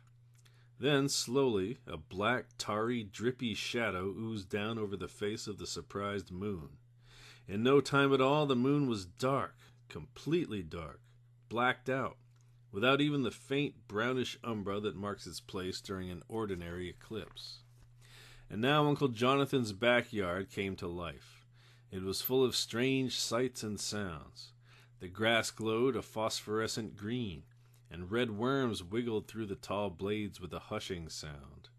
Strange insects dropped down out of the overhanging boughs of the willow tree and started to dance on the picnic table. They waltzed and wiggled in shaking blue light, and the music they danced to, faint though it was, sounded to Lewis like Rug Bug, the famous foxtrot composed by Maxine Hollister. This was one of the tunes that Jonathan's parlor organ played. Uncle Jonathan walked over to the tulip bed, put his ear to the ground, and listened. He motioned for the others to join him. Lewis put his ear to the damp earth, and he heard strange things. He heard the noise that earthworms make as they slowly inch along, breaking hard black clods with their blunt heads. He heard the secret inwound conversations of bulbs and roots, and the breathing of flowers. And Lewis knew strange things without knowing how he came to know them. He knew that there was a cat named Texaco buried in the patch of ground he knelt on.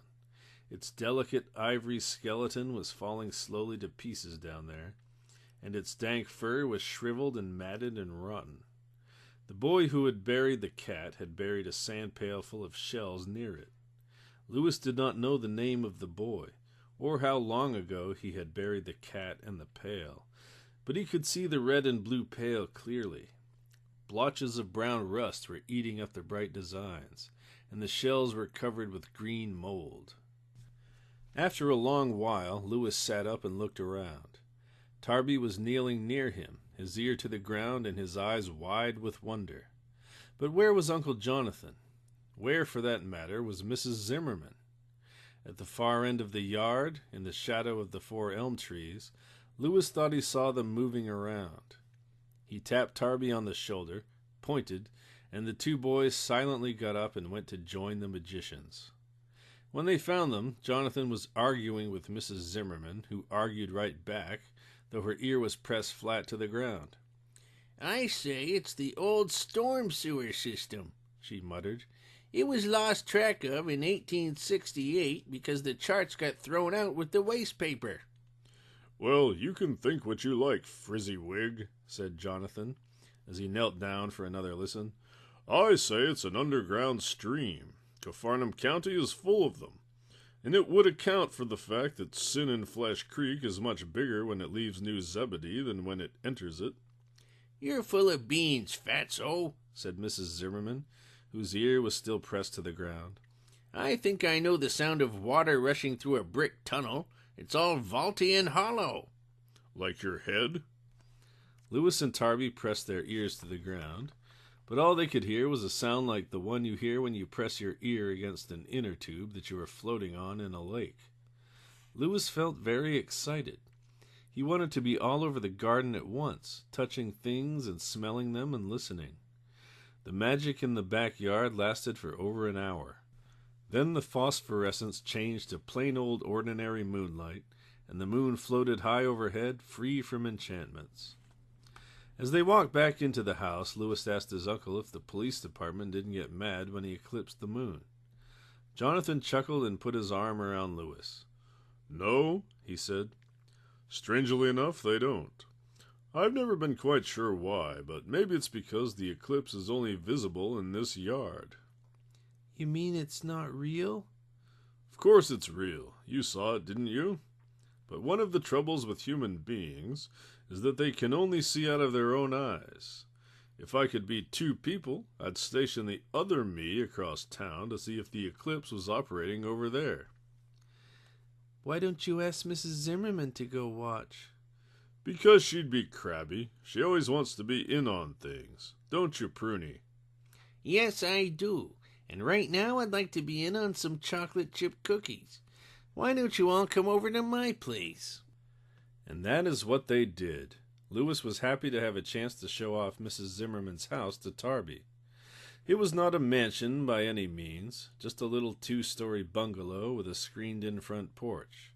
but it was full of strange things, most of them purple.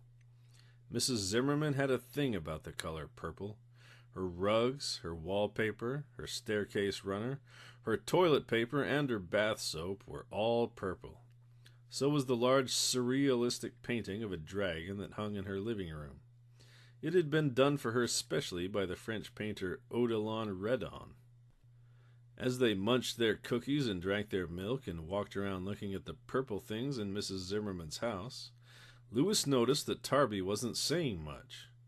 When it came time for him to go, Tarby shook Jonathan's hand while staring at the carpet, and he mumbled, "Thanks for the cookies," to Mrs. Zimmerman, in such a low voice that he couldn't be understood.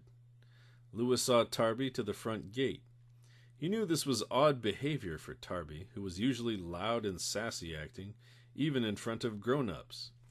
"Thanks for the magic show," said Tarby, shaking Louis's hand and looking very serious. "It was kind of scary, but it was fun. I take back all the things I said about your uncle, I guess. Well, see you around."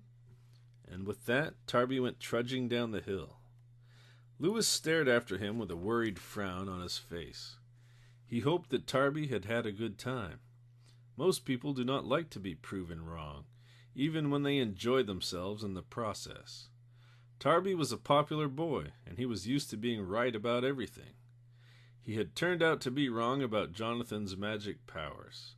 Now what would he do? Louis didn't want to lose his only friend. Chapter 4. It was the last week of October, and Tarby's arm had almost healed. Louis saw less and less of him now. He still waited for him on the baseball diamond out behind the school, and sometimes Tarby showed up. Sometimes he didn't.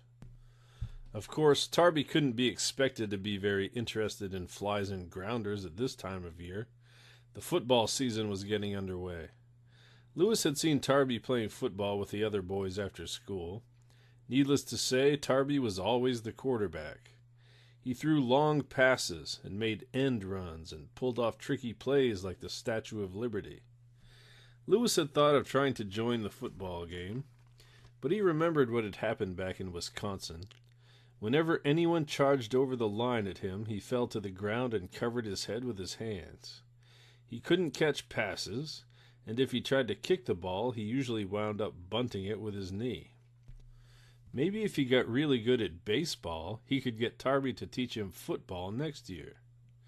But he wasn't going to learn much about baseball without Tarby. Of course, these days he wasn't learning much even with Tarby's help. On those rare occasions when Tarby showed up to play ball with Louis, he seemed to want to get the game over with in a hurry. Louis knew that he was losing Tarby, but so far he hadn't figured out how in the world he was going to hang on to him. One Saturday afternoon, when the two of them were poking around in the cemetery, Louis had an idea. New Zebedee's beautiful old cemetery was on a high hill just outside of town. It was full of elaborate gravestones that showed weeping women leaning on urns and cupids extinguishing torches. There were pillars made to look as if they had been broken, and there were pillars with hands on top pointing up. There were little tombstones made in the shape of lambs, and these were over the graves of children. Some of the lambs had been there so long that they were worn into grimy white blobs that reminded Louis of soap. On this particular day, Louis and Tarby had been inspecting a lot where all the gravestones were carved to look like wood.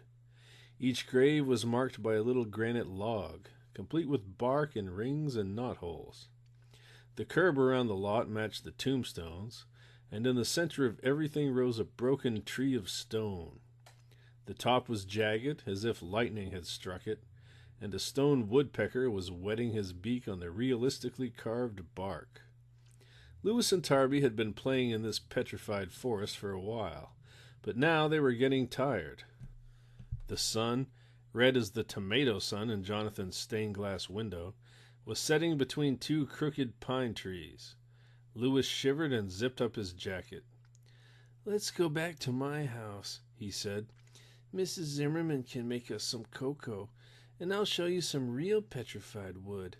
My uncle got it in a forest out west that was actually turned to stone." Tarby looked bored, and he also looked mean. Who wants to go back to your old uncle's house? It's a pretty crazy place, if you ask me. And how come old Mrs. Zimmerman is over there all the time? Is she in love with him? Tarby threw his arms around the stone tree and started kissing it with loud smacks. Lewis felt like crying, but somehow he managed to keep down the tears. I bet you think all my uncle can do is eclipse the moon, said Lewis. It sounded silly, but he couldn't think of anything else to say. Tarby looked interested in a bored sort of way. Well, he said, what else can he do? Lewis did not know why he said what he said next. It just came to him. My uncle can raise the dead. Tarby did a somersault over one of the log-shaped markers. Oh, sure he can, he snorted. Look, your uncle is a fake. That night when he made it look like the moon had gone out and all that other stuff was happening, he just had us hypnotized. My dad told me that's probably what happened. Lewis stared at him. You said you'd never tell anyone about what we did that night. Remember? I made you promise. Tarby looked away. Oh, yeah, I guess I did promise. Sorry. Both of them sat quietly for a long while. There was nothing left of the sun but a faint red afterglow. A night wind had sprung up, and it stirred the long grass on the graves.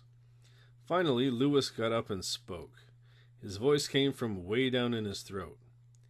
What if I were to raise the dead person by myself? Tarby looked at him. He giggled. Boy, that would be some fun. I can see you running down Main Street in the middle of the night with a ghost after you. Tarby got up and waved his arms. Woo! He wailed. I am the ghost of mystery. Woo! Lewis's face was getting red. Want to see me do it? Yeah, said Tarby. I do. When are you going to do it? I'll let you know, said Lewis, although he didn't have the faintest idea of what he was going to do, or when he was going to do it, or how he was going to do it. All he knew was that he had to try, if he was going to hang on to his only friend in New Zebedee. During that week before Halloween, Lewis spent a lot of time in his uncle's study. Normally, it was okay for Lewis to browse in the library, but if Jonathan had known what books Lewis was looking at now, he would have stopped him. Lewis knew this, so he always waited till Jonathan was out visiting, or raking leaves, or tying up corn shocks in the garden. When he was sure he would not be disturbed, Lewis would slide back the paneled walnut doors, tiptoe into the study, and roll the stepladder down to the section of the library wall that contained Jonathan's magic books. Jonathan had forbidden Lewis to look through these books without permission, so Lewis felt very bad about what he was doing. He felt bad about the whole business, but he went ahead anyway. He looked through all the strange old volumes with their pentacles and pentagrams, their anagrams and talismans and abracadabras and long incantations printed in Old English lettering. But he spent most of his time with a big black leather volume entitled Necromancy. Necromancy is the branch of magic that deals with the raising of the dead. The frontispiece of the book was an engraving that showed Dr. John Dee, personal astrologer to Queen Elizabeth I of England, as he and his assistant Michael Kelly raised the spirit of a dead woman in an English churchyard at midnight. The two men were standing inside a chalk circle drawn on the ground. The border of the circle was covered with strange symbols and words. Just outside the charmed circle hovered a figure in a long nightgown. On her head she wore an odd ruffly bonnet, the kind they once buried women in. Lewis kept turning back to the illustration because it frightened him, but he read the rest of the book. He read it all, and he memorized some of the charms. He even copied one of the pentagrams and the spell that went with it onto a piece of notepaper and put it in his pocket. Halloween was a windy, dark day. Lewis sat in the window of his bedroom and watched the wind strip the trees of the few ragged brown leaves that remained. He felt sad and scared. He was sad because he had disobeyed his uncle, who was always kind to him. And he felt scared because he had promised Tarby that he would meet him at the graveyard at 12 o'clock on Halloween night so that the two of them could raise up the spirit of a dead person. Or try to. Lewis didn't think it would work, and he was kind of hoping that it wouldn't. They had the grave all picked out. It was a mausoleum stuck into the side of a hill the graveyard was built on. Lewis didn't know anything about who was buried in the tomb, neither did Tarby. There wasn't even a name on the door. But whatever the name was, it probably started with O because there was an O in the triangle over the heavy old stone arch. It was a funny kind of O, and it looked like the omega symbol from the Greek alphabet. At dinner that night, Lewis did not say much. This was odd because he usually talked his head off about everything under the sun, especially those things he didn't know anything about. Jonathan asked him if he was all right, and Lewis said that of course he was all right. Anybody could see that.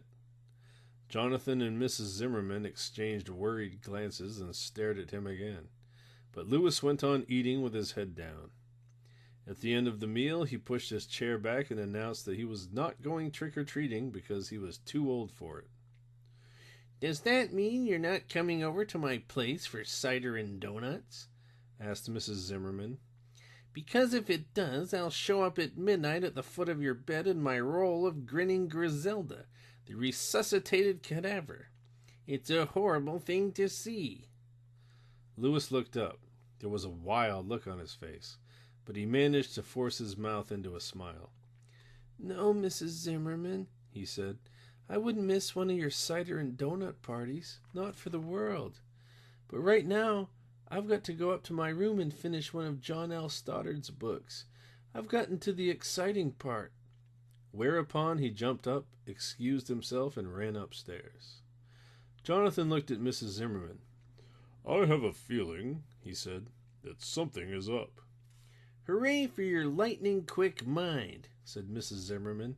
"Yes, something is up, and I have a feeling we won't know what it is till it's over with." "Maybe not," said Jonathan as he lit his pipe, "but I can't believe that Lewis is mixed up in anything bad. And I'm certainly not going to grill him like a mean stepfather. Still, I'd like to know what he's up to." "So would I," said Mrs. Zimmerman thoughtfully. "Do you suppose it has anything to do with Tarby? The boy's arm is healing, and he'll probably be going back to play with the other boys soon. That leaves Lewis out." Jonathan scratched his chin. "Yes, maybe that's it," he said. "I'll have a talk with him. Oh, by the way, have you noticed that the clock is louder now?" He was trying to sound nonchalant, but Mrs. Zimmerman could read the look in his eyes. "Yes," she said, trying hard not to smile. "I've heard it too. And maybe if we ignore it, it'll just die down. It has before, you know. One thing for sure, you're not going to do any good by barging around the house with a crowbar, prying open the wainscot and peering between floorboards." "I suppose not," said Jonathan, sighing, "though I might come across the blasted thing by sheer persistence. On the other hand, that would mean wrecking the house, and I'm not quite ready to do that. Not until I have some clearer idea that the clock is something that can do us harm. And so far, I'm just guessing. I'm even guessing when I say it's a real physical clock and not just some illusion left here by old Isaac Izzard to drive people mad." "It's best not to think about the thing," said Mrs. Zimmerman. "Not until you have to, at any rate. You can't prepare for all the disasters that might occur in this frightening world of ours. If the devil appears, or if we find that the end of the world is at hand, we'll do something." We'll hide in the cellar. Come on, let's wash the dishes." Lewis came down from his room at 10 o'clock and went next door to have cider and donuts. He found Jonathan and Mrs. Zimmerman waiting for him in the dining room. There was a big round oak table at one end of the long room, and it was covered with a clean checkered tablecloth. On the table stood a gallon jug of cider and a plate of powdered donuts, or fried cakes, as Mrs. Zimmerman called them. At the other end of the room, a violet fire crackled in the fireplace. Purple shadows rushed back and forth over the hearth rug, and over the mantelpiece The purple dragon in the painting seemed to writhe and squirm. He looked very fierce indeed. "Evening, Louis," said Jonathan. "Pull up a chair and dig in." After Louis had eaten 2 or 3 donuts and downed 4 big glasses of cider, Jonathan announced that tonight's entertainment would be historical allusions or famous scenes from the past. He asked Louis which past scene he would most like to see. Louis answered immediately, "I want to see the defeat of the Spanish Armada. Not the battle scenes, because I've read all about them in John L. Stoddard. But he doesn't tell what happened when they had to sail all the way around England and Scotland to get home. I want to see that part." "Very well," said Jonathan. "Let's go over and sit by the fire." They got up and walked over to the fireplace, where 3 big comfortable chairs waited for them. When they were all settled, Jonathan pointed his pipe at the 2 electric candles over the mantelpiece. Slowly the power began to drain from them. They flickered and went out. Then the bulbs in the chandelier over the table began to do the same thing. It was like watching the house lights dim in a theater. Louis felt something tickling his nostrils and his tongue. It was the smell and taste of salt. Grainy, blowing mists filled the room, and Louis found himself standing on a grassy headland. Jonathan was on his left, and Mrs. Zimmerman was on his right. Before them a cold gray sea tumbled and tossed. "Where are we?" asked Louis. "We are standing on John O. Groat's," said Jonathan. "It is the northmost point in Scotland. The year is 1588, and out there is the Armada, or what is left of it. You'll need the telescope to see them." "Telescope?" said Louis, and then he realized that they were standing on a little stone platform behind a curving waist-high wall. It was the kind of wall you find on scenic lookout points in state parks, and mounted on the wall was a small pay telescope with a set of instructions under glass. Louis bent over and peered at the little card which said, "See the Armada, last chance this year. Deposit 5 shillings if you please." Jonathan fumbled in his vest and dug out 2 large silver coins. He handed them to Louis. They were half-crowns, and each one was worth 2.5 shillings, in old-fashioned British money. Louis slid the coins into the slot. There was a whirring sound. He put his eye to the telescope and looked. At first all he saw was a milky blur, but after he had fiddled with the adjusting wheel a bit, Louis could see several big galleons plowing sluggishly through the waves. Their sails were ripped and torn, and their tattered rigging flew about crazily in the wind. The long rows of gun ports were closed tight against the battering sea, and Louis could see patches on the side of 3 or 4 ships. One lumbering hulk had a cable passed around its middle, presumably to hold it together. As Louis watched, the ships wallowed on.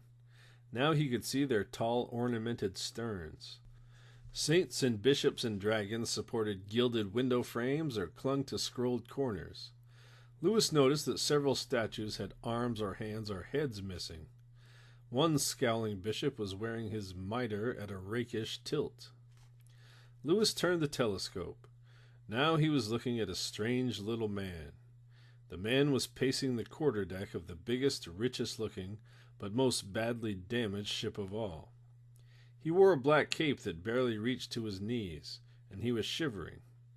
His whiskers were long and weepy, and he looked very worried. "Who is the man on the biggest ship?" asked Louis.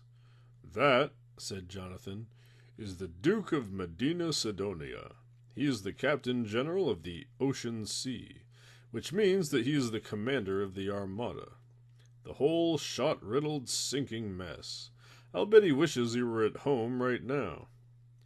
Louis felt sorry for the poor Duke. When he was reading John L. Stoddard in bed the night before, he had wished that he could be there in the narrow seas, commanding a stout English galleon. He would have emptied broadside after broadside into the Duke's flagship, until she sank. But now he wanted to help the man if he could.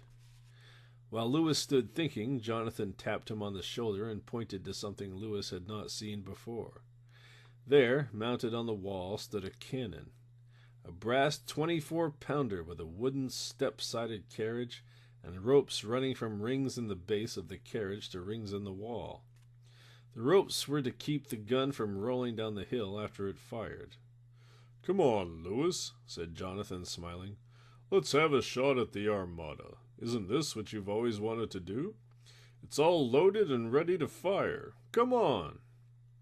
Lewis looked as if he were going to be sick. Tears came to his eyes. "Oh, no, Uncle Jonathan, I couldn't. The poor Duke and his men. Can't we do something for them?" Jonathan stared at Lewis and rubbed his chin. "You know," he said slowly, "for a boy who loves to play at sieges and war, you are remarkably peaceable. When confronted with the real thing, that is. Fortunately for you, however, this isn't the real thing. It's an illusion, as I may have said before. We're really still in Mrs. Zimmerman's dining room with the table at one end and the purple fire at the other. If you go feel that rock there, it will feel remarkably like an armchair. The Duke and his ships out there are less real than smoke and mist, and so is that cannon. Go on, have a shot." Lewis brightened up. This would be fun. A soldier appeared out of nowhere, dressed in the red costume of an English beefeater. He handed Lewis a smoldering wick on a long rod.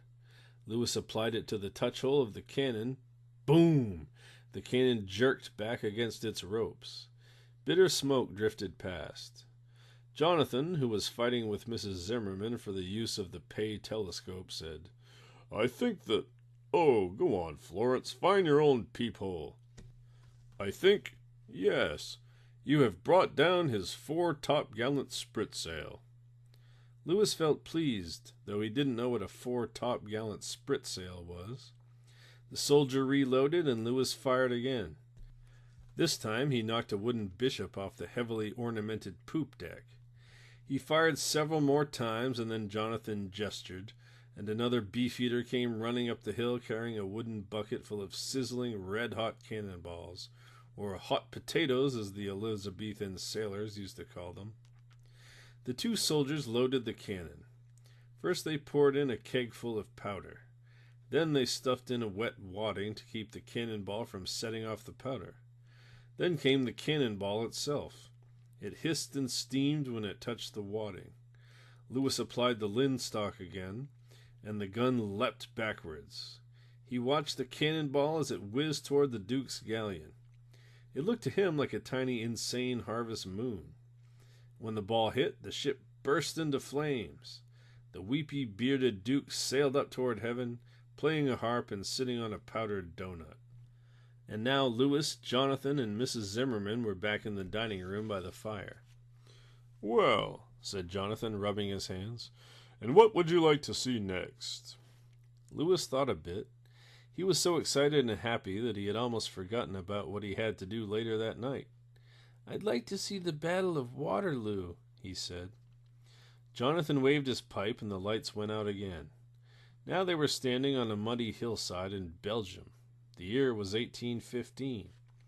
It was raining, a steady, smoking drizzle that half hid the high hill opposite the one they were standing on. In the valley below were little red squares. As they watched, blue arrows crashed into these squares, dented them, turned them into parallelograms, trapezoids, and rhombuses, but did not break them. Little puffs of smoke sprang out on the opposite hillside. They reminded Lewis of mushrooms. Behind him he saw geysers of dirt and chipped rock fly up. "Napoleon's artillery," said Jonathan calmly. More mushrooms sprang up on their hillside as Wellington answered with his own cannons. Rockets exploded overhead, green and blue and sizzling white, and of course lovely purple. Flags rose in the valley, dipped, rose, and fell again. Lewis, Jonathan, and Mrs. Zimmerman watched the whole thing from behind a low wall that looked a great deal like the wall on John O. Groat's. After what seemed like a long time, Lewis became aware of a figure standing off to their right. A tall, skinny man in a cocked hat and a black cutaway coat. Lewis recognized him immediately. It was Wellington. He looked exactly the way he did in John Clark Ridpath's History of the World. Wellington scanned the horizon with his telescope. Then he sadly clicked the telescope shut and took out his watch. The watch, which resembled the one Mrs. Zimmerman wore on a chain, dinged 8 times. Wellington rolled his eyes toward the sky, put his hand on his heart, and said gravely, "Oh, that Blucher or night would come." "Why did he say that, Uncle Jonathan?" asked Louis. He had looked at the illustrations in Ridpath's book, but he had never read the account of the battle. "Blucher is a Prussian general who is coming to aid Wellington," said Jonathan. "Napoleon has sent Grouchy off to keep Blucher busy." Louis giggled. "Why is he called Grouchy?" "Because that's his name," said Mrs. Zimmerman. "Only it's pronounced Grouchy because it's a French name. Fat Ears here knows that, but he's trying to be funny. Well, Jonathan, do you think Wellington will win this time?" "Dunno, Florence. Wait and see." Since it was Jonathan's illusion and not the real battle, and since he was feeling silly that evening, he decided to let Napoleon win for a change. Night fell with a clunk like a book falling out of a bookcase, but Blucher did not come. The blue arrows sliced into the red squares, split them up, tore them into pieces. Now the blue arrows turned into an army marching up the hill, an army of tall men wearing bearskin hats that made them even taller. They had long black mustaches and carried muskets with bayonets on the end. They were coming for Wellington, who now looked very red-faced and crabby. He tore off his hat and stomped on it. He threw his watch on the ground and stomped on it too. "Ooh-ah!" he screamed. "Greenwich Mean Time! Very mean time! I want to go home now!" Whereupon the scene changed, and Louis and Uncle Jonathan and Mrs. Zimmerman were back in the dark, shadowy dining room by the warm fire. The purple china clock on the mantel wanged tinnily 11 times. The whole show had taken only an hour.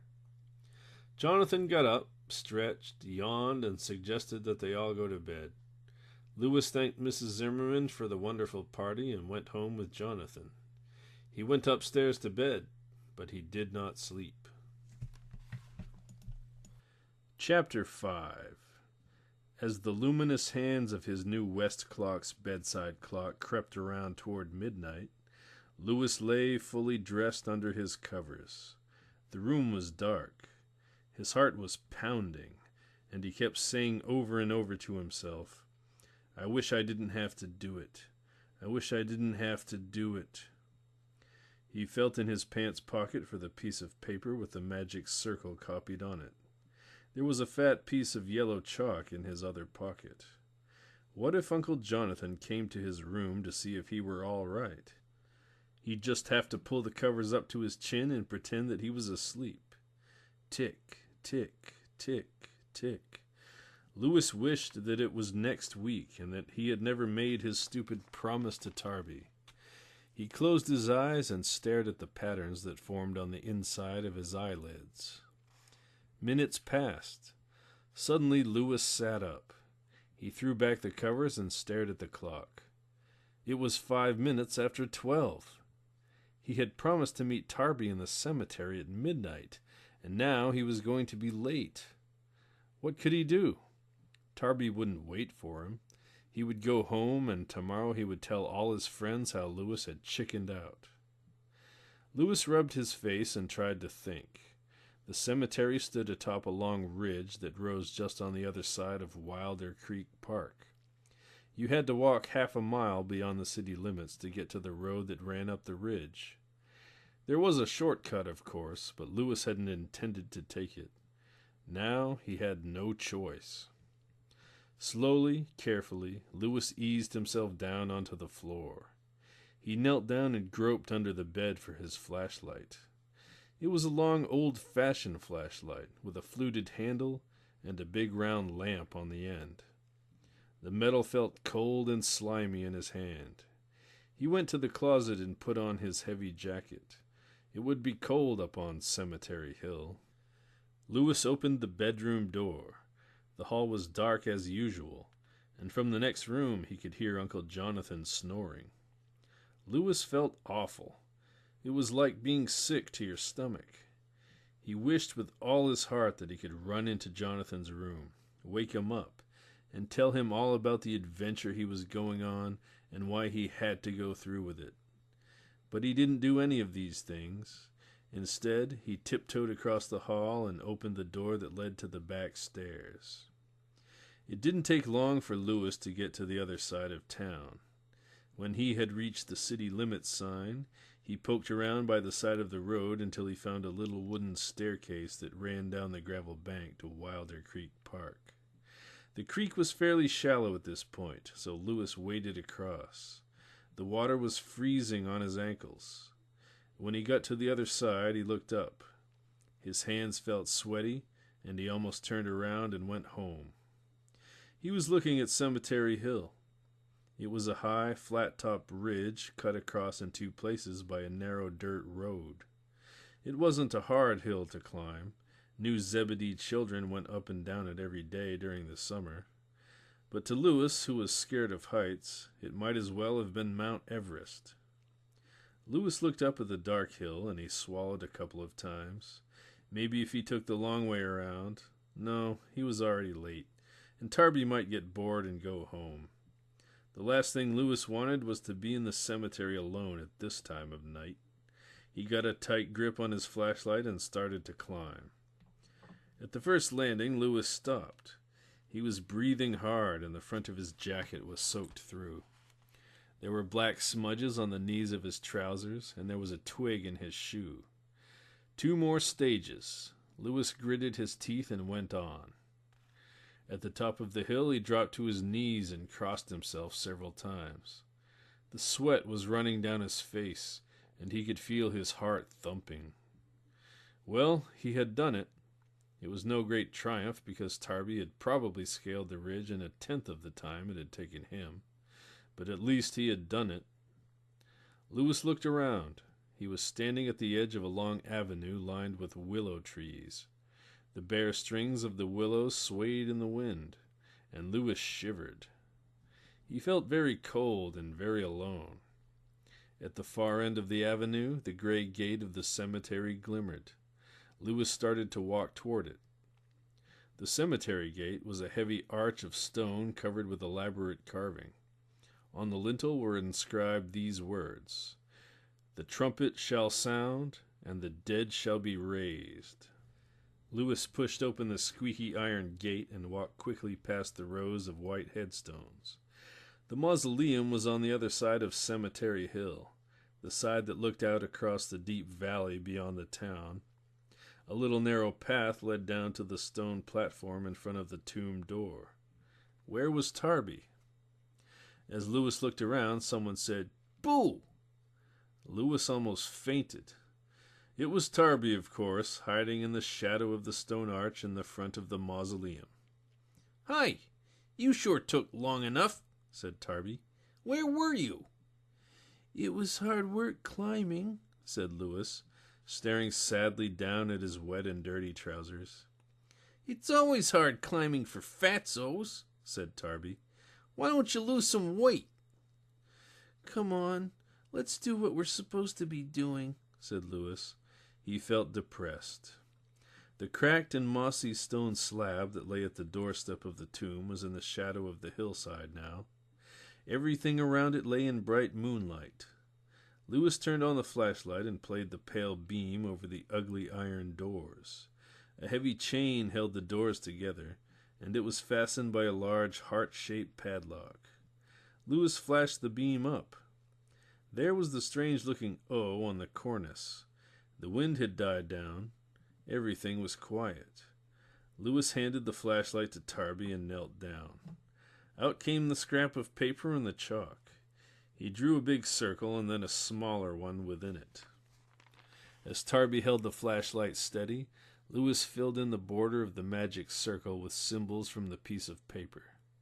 When he had chalked in the last strange sign, there was still a blank space in the border. Lewis had read in Jonathan's book that you were supposed to fill in the space with the name of the dead person, but he didn't know the name. "Well," said Tarby, "I don't see any dead people." "It's not finished," said Lewis. "We've got to put in the name." Tarby looked disgusted. "You mean you don't know it?" "No, I don't," sighed Lewis. "Maybe if we sit here for a minute or two, it'll come to us." They knelt silently at the door of the tomb. A sudden gust of wind rattled the dead leaves on an oak tree that grew nearby. Minutes passed. Lewis's mind was completely blank. Then, for some reason, he picked up the chalk. "Hold the flashlight down here," he said. Slowly, carefully, he spelled out a name. The funny thing was that he was not thinking of a name at all. It was as if someone else was guiding his hand. With one last downstroke of the chalk, he completed the word Selina. It was a strange name. Lewis had never known anyone called Selina. He didn't even know how to pronounce the name, but there it was. He stood up with the creased paper in his hand. Now he started to chant in a high-pitched, nervous voice. "Abba Bibi Bakabe." He stopped. Tarby, who was crouched beside him, grabbed his arm and squeezed it hard. From deep within the tomb came a sound. Boom! A deep, hollow sound. The iron doors jolted as if they had been struck a blow from inside. The chain rattled, and there was a clunk on the pavement. The padlock had fallen off. And now, as the boys knelt terrified, 2 small spots of freezing gray light appeared. They hovered and danced before the doors of the tomb, which now stood ajar. And something black, blacker than the night, blacker than ink spilled into water, was oozing from the space between the doors. Tarby shook Lewis and squeezed his arm harder. "Run!" he shouted. They tumbled over the bank and started to scramble down the hillside. Part of the way, Lewis slid on his belly, with roots scratching at his face. He clawed at the wet, slippery grass, but could not get a handhold. Then he was tumbling over and over, and then he was sliding on his back. Rocks scraped his shoulder blades and bumped the back of his head. And then he was sitting on the dirt road, thoroughly shaken and sick and scared. The moon drifted out from behind a thin veil of clouds, and stared down at Lewis as if it were scared too. Tarby was sprawled near him in a weedy ditch. He got up quickly and stared back up at the hillside. Now he was tugging at Lewis's arm. "Come on! We've got to get out of here! It might come after us! Oh, come on! Please come on!" Lewis was dazed and shaken, but he got up and followed Tarby over the next stage of the hillside, and the next one. They waded across the stream and were soon on the gravel road that led back to New Zebedee. As they walked along, Lewis kept stopping and shuddering. Tarby told him to quit it. "I can't help it," said Lewis in a sick voice. "Did you see it? It was awful." "I don't know what I saw," said Tarby sullenly. "Maybe it was the moonlight or something." Lewis stared at him. Was Tarby kidding, or was he trying to deny to himself that he had seen what he really had seen? Lewis didn't know, and he didn't care. All he knew was that he was terribly frightened. Lewis sneaked back into the house a little before 3 a.m. He tiptoed up the back stairs, checked to make sure that his uncle was asleep. He was. And quietly opened the door of his own room. Just as quietly, he shut it behind him. Then he slowly began to strip off his wet and dirty clothes, which he wadded up and threw into a dark corner of his closet. Where was his flashlight? Tarby must have taken it. He would get it back from him later. As for the clothes, he could get them cleaned without Jonathan knowing about it. Lewis went to bed. He tried to sleep, but all he could see when he closed his eyes were those 2 burning circles of light. Finally, he did drift off, but he had a strange dream. Clock hands and skeleton bones were chasing him around and around a high stone tomb. Lewis awoke with a start, and for a moment it seemed that his room and the whole house was filled with a loud ticking noise. Chapter 6. The next morning, when Lewis came down to breakfast, Uncle Jonathan was reading an article on the front page of the New Zebedee Chronicle. Curious, Lewis leaned over his shoulder, and this is what he read.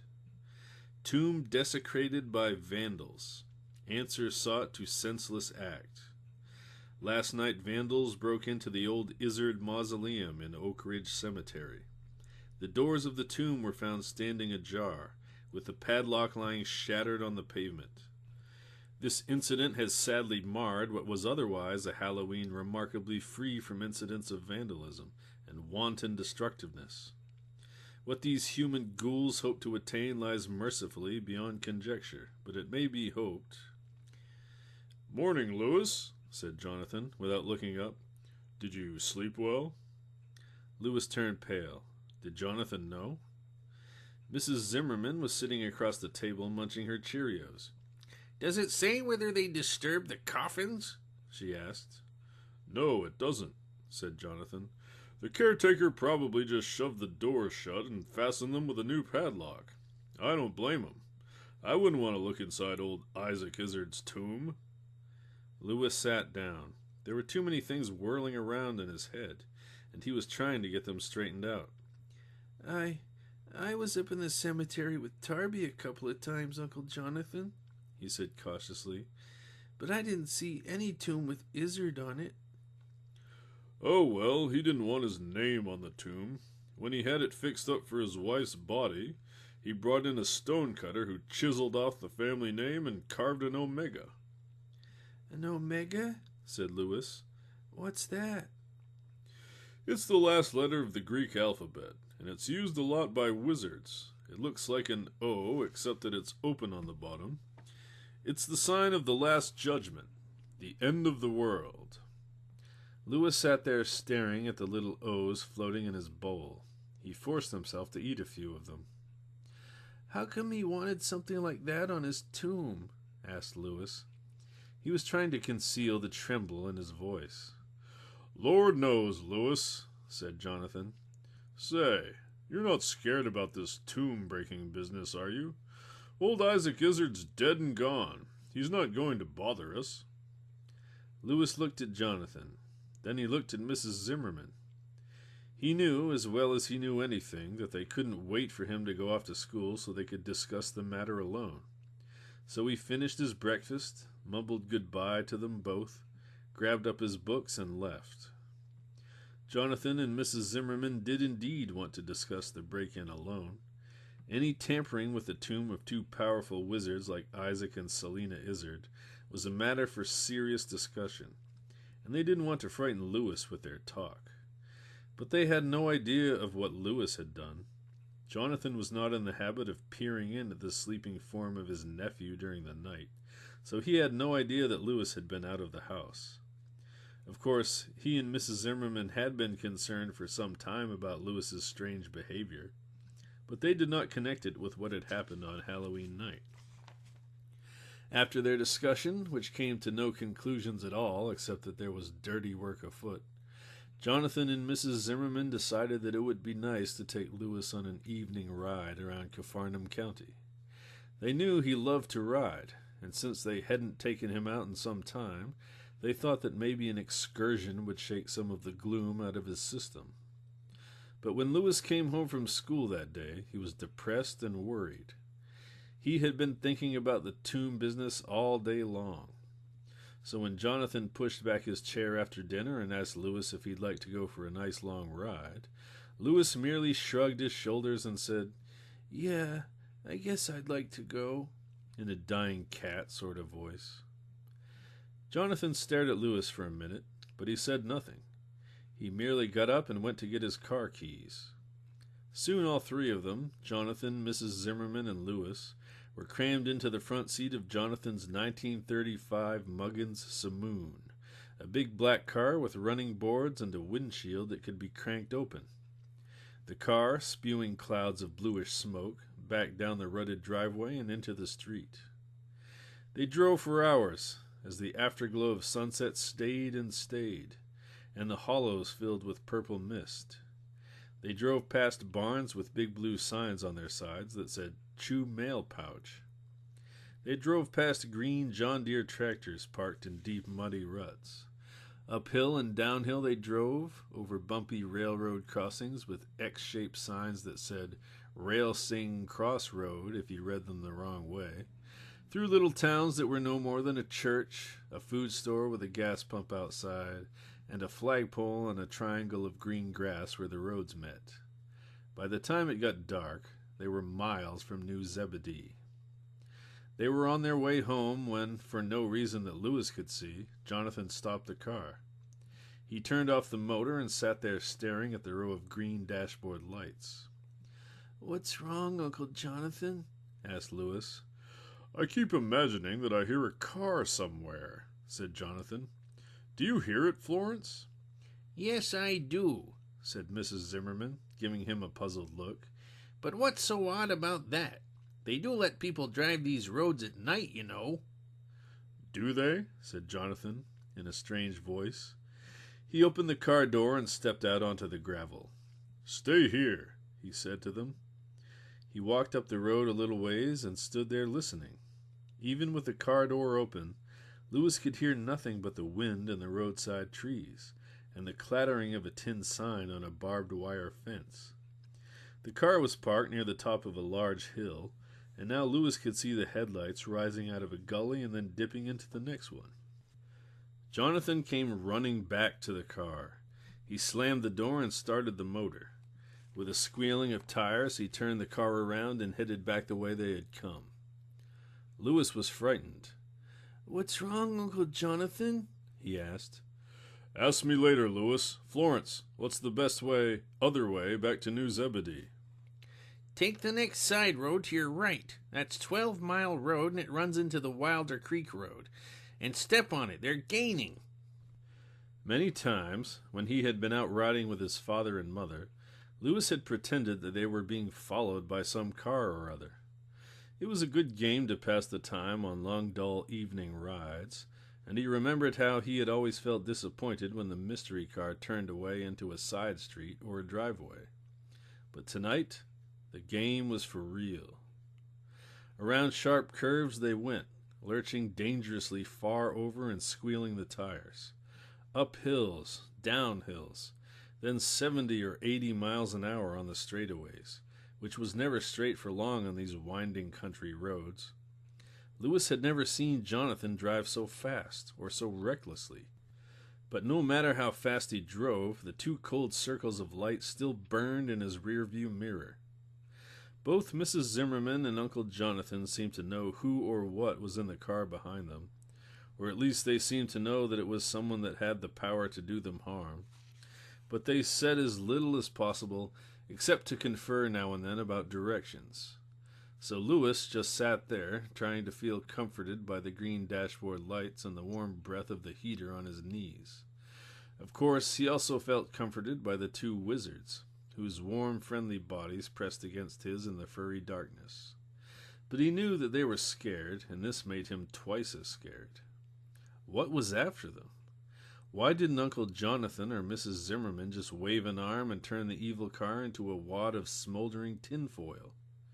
Lewis stared up at the reflected headlights, and he thought of what he had seen in the cemetery, and of what Uncle Jonathan had told him about Mrs. Izzard's eyeglasses. He was beginning to have a theory about how all these things fitted together. The dark car raced on, spitting stones from under its tires, down into hollows bordered by dark skeletal trees, up over high hills, on and on while the setting moon seemed to race to keep up with them. They covered a large part of Capharnaum County that night, because the way around was a long way. After what seemed like hours of driving, they came to a place where 3 roads met. As the car screeched around the turn, Lewis saw, for a few seconds, a Civil War cannon white with frost, a wooden church with a smeary stained-glass window, and a general store with a dark glimmering window that said Salada. "We're on the Wilder Creek Road now, Lewis," said Mrs. Zimmerman as she put her arm around him. "It won't be long now. Don't be afraid." The car raced on. Dead roadside stalks bent in its hot wind, and overhanging branches whipped along the metal roof. The burning white holes danced in the mirror as before, and it looked like they were getting closer. They had never, since the start of the chase, been more than 2 or 3 car lengths away. Jonathan shoved the accelerator to the floor. The needle moved up to 80, which was dangerous to say the least on these roads. But the greater danger was behind, so Jonathan took the big roundhouse curves as well as he could, and the tires screeched, and the fenders almost touched the crumbling asphalt at the end of the road. This was blacktop, and you could go faster on it than you could on loose gravel. At last they came to the top of a high hill, and there below them, glimmering peacefully in the starlight, the moon had gone down some time ago, was Wilder Creek. There was the bridge, a maze of crisscrossing black girders. Down the hill they barreled faster and faster. The car behind followed just as fast. They were almost to the bridge when the lights in the rearview mirror did something headlights had never done before. They grew and brightened till the reflection was a blinding bar of white light. Lewis clapped his hands to his eyes. Had he been struck blind? Had Jonathan been blinded too? Would the car crash, or... Suddenly Lewis heard the rolling clatter of the bridge boards under the car. He took his hands away from his face. He could see. Jonathan was smiling and putting on the brakes. Mrs. Zimmerman heaved a deep sigh of relief. They were across the bridge. As Jonathan opened the door to get out, Lewis twisted around in his seat and saw that the other car had stopped just before it got to the bridge. Its headlights were dark now, except for 2 smoldering yellow pinpoints. Lewis could not tell if there was anyone in the car, because the windshield was covered by a blank silvery sheen. Jonathan stood there, his hands on his hips, watching. He did not seem to be afraid of the other car now. Slowly, the mysterious car turned around and drove away. When Jonathan got back to the Muggins saloon, he was chuckling. "It's all over, Lewis. Relax. Witches and other evil things can't cross running water. It's an old rule, but it still applies." "You might throw in the fact," said Mrs. Zimmerman in her most pedantic tone, "that Elihu Clabernong built that iron bridge in 1892. He was supposed to be doing it for the county, but he was really trying to make sure that the ghost of his dead uncle Jedediah didn't cross the stream to get him. Now Elihu was a part-time warlock, and what he put into the iron of the bridge—" "Oh, good heavens!" cried Jonathan, covering his ears. "Are you going to go through the whole history of Capharnaum County at 4 a.m.? "Is it that late?" asked Lewis. "That late or later," said Jonathan wearily. "It's been quite a ride." They drove on toward New Zebedee. On the way, they stopped at an all-night diner and had a large breakfast of waffles, eggs, American fries, sausage, coffee, and milk. Then they sat around for a long time talking about the narrow escape they had just had. Lewis asked a lot of questions, but he didn't get many answers. When they got back to New Zebedee, it was dawn. Dawn of an overcast November day. The town and its hills appeared to be swimming in a gray, grainy murk. When Jonathan pulled up in front of his house, he said, "There's something wrong, Florence. Stay in the car with Lewis." "Oh, dear," she cried, wrinkling up her mouth. "What more can happen?" Jonathan swung back the iron gate and marched up the walk. From where he was sitting, Lewis could see that the front door was open. This could easily be explained, since people in New Zebedee never locked their doors, and sometimes the latches didn't hold when they closed them.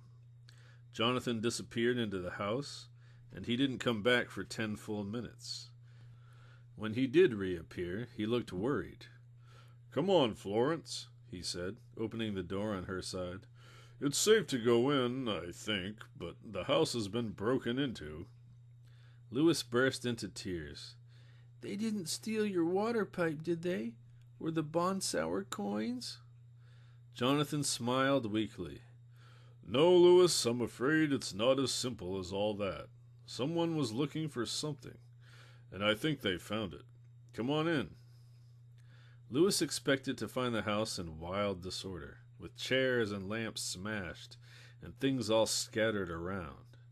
But when he got to the front hall, he found everything in order. At least that's the way it looked.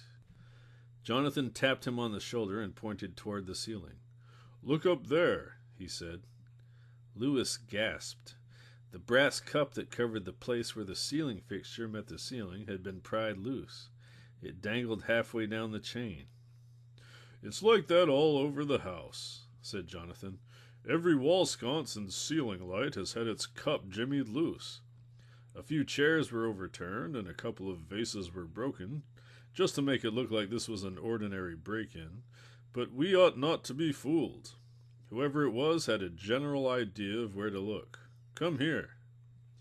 Jonathan led Louis and Mrs. Zimmerman into the front parlor, a more or less unused room full of fussy little red velvet chairs and settees. On the wall over the parlor organ was a brass light fixture like all the others in the house, a tarnished cup-shaped thing fitted to the wall, and a crooked little brass tube sticking out of it. On the end of the tube was a socket and a bulb with a frilly pink shade. "I thought you said the cup was loose," said Louis. "It was. It is," said Jonathan. "In this case, Husis tried to fit it back just the way it was, which was kind of stupid, seeing as how all the other cups in the house are at half-mast. Some of them were slid all the way down to the socket. But I think Husis was trying, in a clumsy way, to keep me from looking too closely at this one." Jonathan pulled over a chair and stood up on it. He slid the cup out and peered inside. Then he got down and went to the cellarway for a flashlight.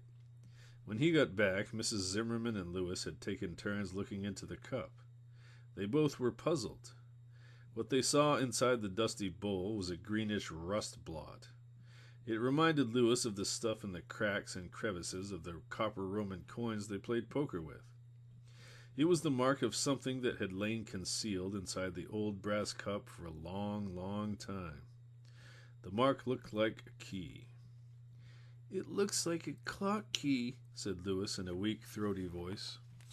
"Yes, it does," said Jonathan. He played the light around inside the cup and squinted hard. "Uncle Jonathan, what does all this mean?" Louis sounded as if he were about to burst into tears. "I wish I knew," said Jonathan. "I really wish I knew." Chapter 7. It rained a lot in New Zebedee that November. Cold rain fell steadily through each night and left the sidewalk a glaze of ice in the morning. Louis sat in his window seat and watched the rain peck at the chipped slates of the front porch roof. He felt sick inside. It was an empty, black feeling in the pit of his stomach. He was eaten up with guilt and remorse because he knew what he had done, or thought he knew at any rate. He had let Mrs. Izzard out of her tomb, and now she had stolen the key that wound up the magic clock ticking in the walls of Jonathan's house, ticking away morning, noon, and night, sometimes loud, sometimes soft, but always there. What was going to happen? How could anyone stop her? Had she used the key? What would happen if she did? Louis had no answers for any of these questions. It might have helped if he had been able to talk the whole matter over with Jonathan, but then he would have to admit what he had done, and Louis was afraid to do that. It was not that Uncle Jonathan was such a hard man to talk to. He was easier to talk to than most people Louis knew, easier by far than Louis's own father had ever been. Then why was Louis afraid? Well, he was afraid because he was afraid. Maybe it was because his mother had once threatened to send him to the detention home when he was bad. The detention home was a big white house on the outskirts of the town that Louis and his parents had lived in. It stood on a high hill and had bars and chicken wire over the windows. Bad boys and girls were sent there. At least that's what everyone said. Louis had never known anyone who had actually gotten sent there. Of course, Louis's mother would never have sent him there for being bad, not really. But Louis didn't know that, and now when Louis thought of telling his uncle about Halloween night, he thought of the detention home, and he was afraid. It wasn't a reasonable fear, considering the kind of man Jonathan was, But Lewis had not known him for very long, and anyway, people are not always so reasonable. And there was another thing that added to Lewis's despair.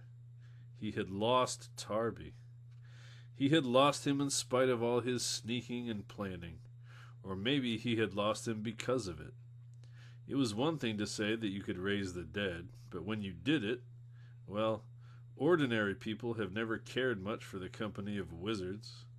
Tarby was afraid of Lewis now, or else he was enjoying himself with the other boys, the boys who could hit home runs and catch fly balls. Whichever way it was, Lewis had not seen Tarby since Halloween night. The month wore on, the rain kept falling, and nothing mysterious or evil happened. Until one day, the 3rd of December it was, when the Hanchets moved out. The Hanchets lived across the street from Uncle Jonathan in a boxy, dark brown house with tiny windows, the kind of windows that have little diamond-shaped panes and swing out instead of sliding up and down. The Hanchets were a friendly, middle-aged couple, and they liked Jonathan and Mrs. Zimmerman a lot. But one morning, they were gone. A couple of days after their disappearance, a truck came and a couple of movers in gray uniforms packed all the Hanchets' furniture into it and drove off. A real estate man came around and hung a big red and white sign on their front door. The sign said, "Hi there, I'm for sale. Call Bishop Barlow Realtors, phone 865. Bishop Barlow was not a real bishop. Bishop was just his first name. Lewis knew the man. He was a fat loudmouth who wore sunglasses all the time, even on rainy days. He smoked cheap, smelly cigars and wore sports coats that looked like awnings. Jonathan seemed really upset at the departure of the Hanchets. He phoned their son, who was a lawyer in OC 5 Hills, and he found out that the Hanchets were living with him. The frightened couple would not talk to Jonathan over the phone, and they seemed to blame him for whatever had made them leave. The son did not seem to know much about the matter. He muttered something about ghosts and messing around with magic and hung up. One day, Lewis was walking home from school when he saw a small moving van pull up in front of the empty Hanchet house. The big black letters on the side of the van said Terminus Movers Incorporated. Lewis was about to cross the street to watch the men unload the truck when he realized with a shock that he knew the driver. It was Hammer Handle. All the children in New Zebedee knew Hammer Handle, and if they were smart, they were afraid of him. He was a mean old hobo who lived in a tar-paper shack down by the railroad tracks, and he had a reputation for being able to foretell the future. Lewis had stood once at the outskirts of a crowd of kids gathered about the door of Hammer Handle's shack on a hot summer day. He remembered seeing Hammer Handle seated in the doorway on a broken kitchen chair. He was telling stories about the world's last night, which, if you believed him, was not far off. Behind Hammer Handle, in the disorder and darkness of the old shack, stood ranks of smooth yellow poles, axe handles, hoe handles, hammer handles. He made them and sold them. That was how he got his name. Lewis stood there wondering what he was doing driving a moving van. Hammer Handle slammed the door on the driver's side and walked across the street. He looked around him quickly and then grabbed Lewis by the collar. His bristly face was close to Lewis's now, and his breath smelled of whiskey and tobacco. "What the hell you staring at, kid?" Nothing. I just like to watch people moving in." It was getting dark, and Lewis wondered if anyone could see him. If he yelled, would Jonathan or Mrs. Zimmerman come? Hammer Handle let go of Lewis's collar. "Look, kid," he said in his harsh, scraping voice. "You just keep your nose on your side of the fence, okay? And that goes for your fat uncle, too. Just don't bother me, okay?" He glared at Lewis, turned, and went back to the truck.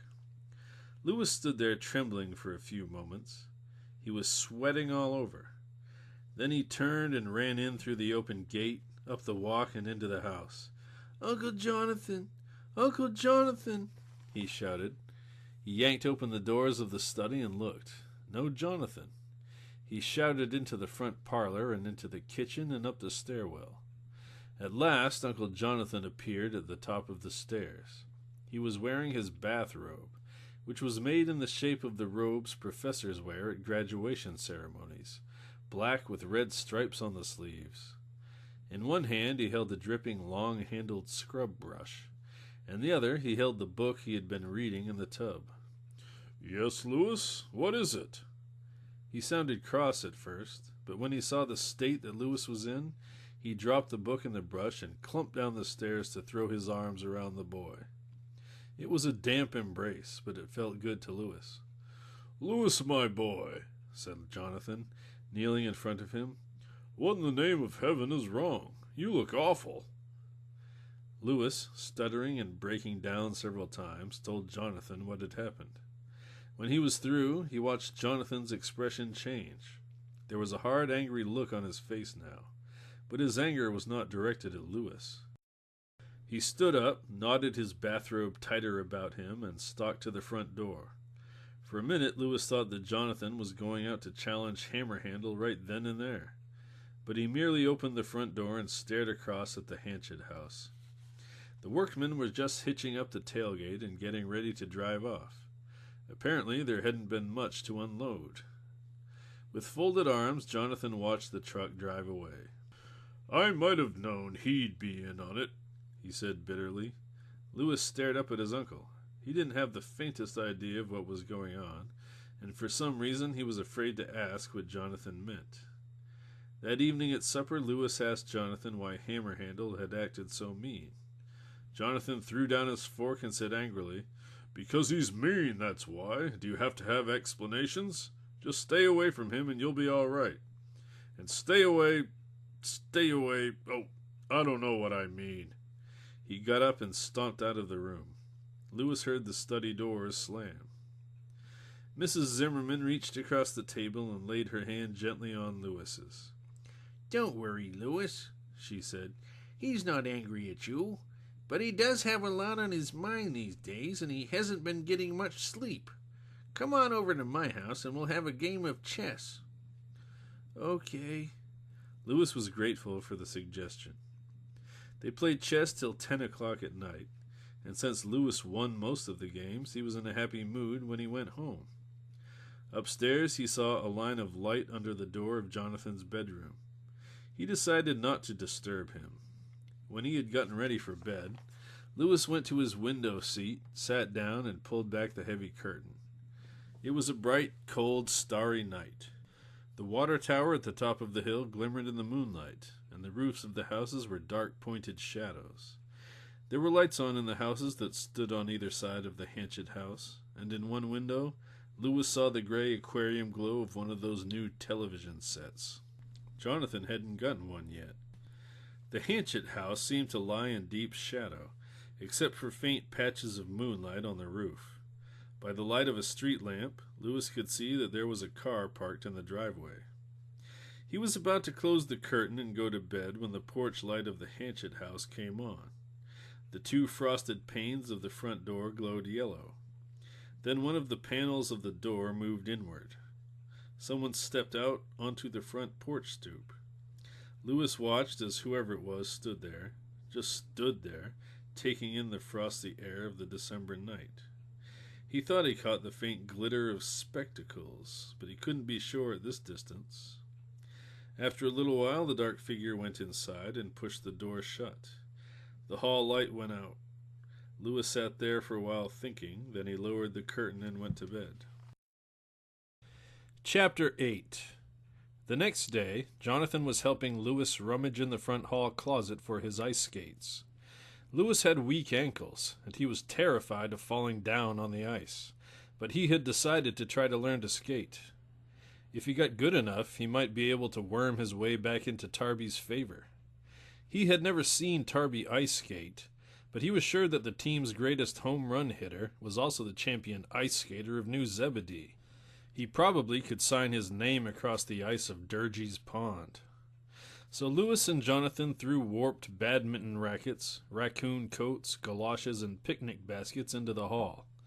Finally, Jonathan came up with what looked like a short aluminum ski for a midget. It was a beginner's skate with 2 little ridges for runners. This it? That's one of them. Thanks a lot, Uncle Jonathan. Now all we need is the other. As they went on searching, Lewis said, in what he thought was a casual way, Who's living in the old Hanchett house? Jonathan stood up suddenly in the closet and banged his head on a shelf. When he had stopped rubbing his head and wincing, he looked down at Lewis and said rather sharply, Why do you want to know? I just wanted to know, Lewis said shyly. Once again he wondered what his uncle was angry about. Jonathan stepped out of the closet with the other skate.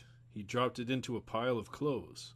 So you just wanted to know, eh? Well, Lewis, there are some things it would be better for you not to know. So if you'll take my advice, you'll just stop poking around where you're not wanted. There's your other skate, and good day.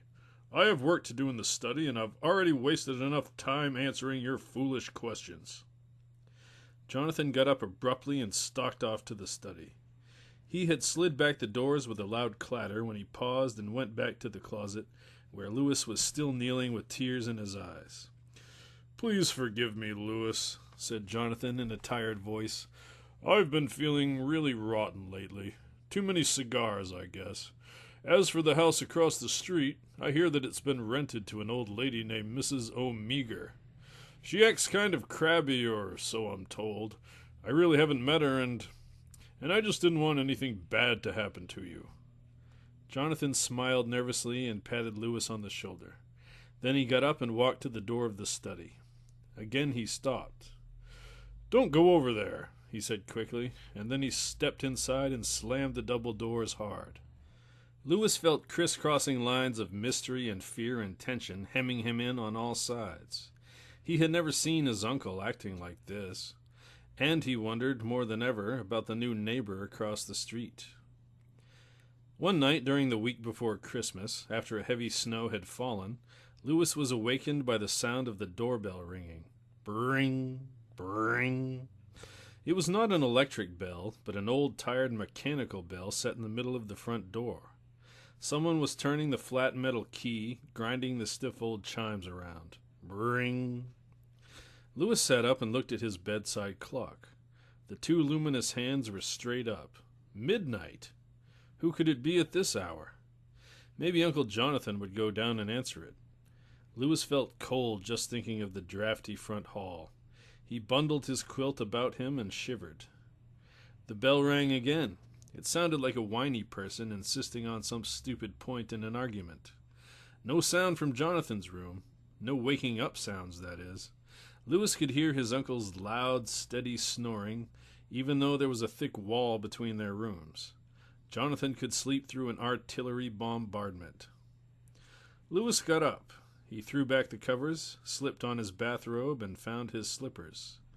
Quietly, he padded down the hall, and then down the dark staircase. At the entrance to the front hall, he stopped. There was a street light burning just outside the front gate, and it threw a bent black shadow against the pleated curtain on the front door. Lewis stood still and watched the shadow.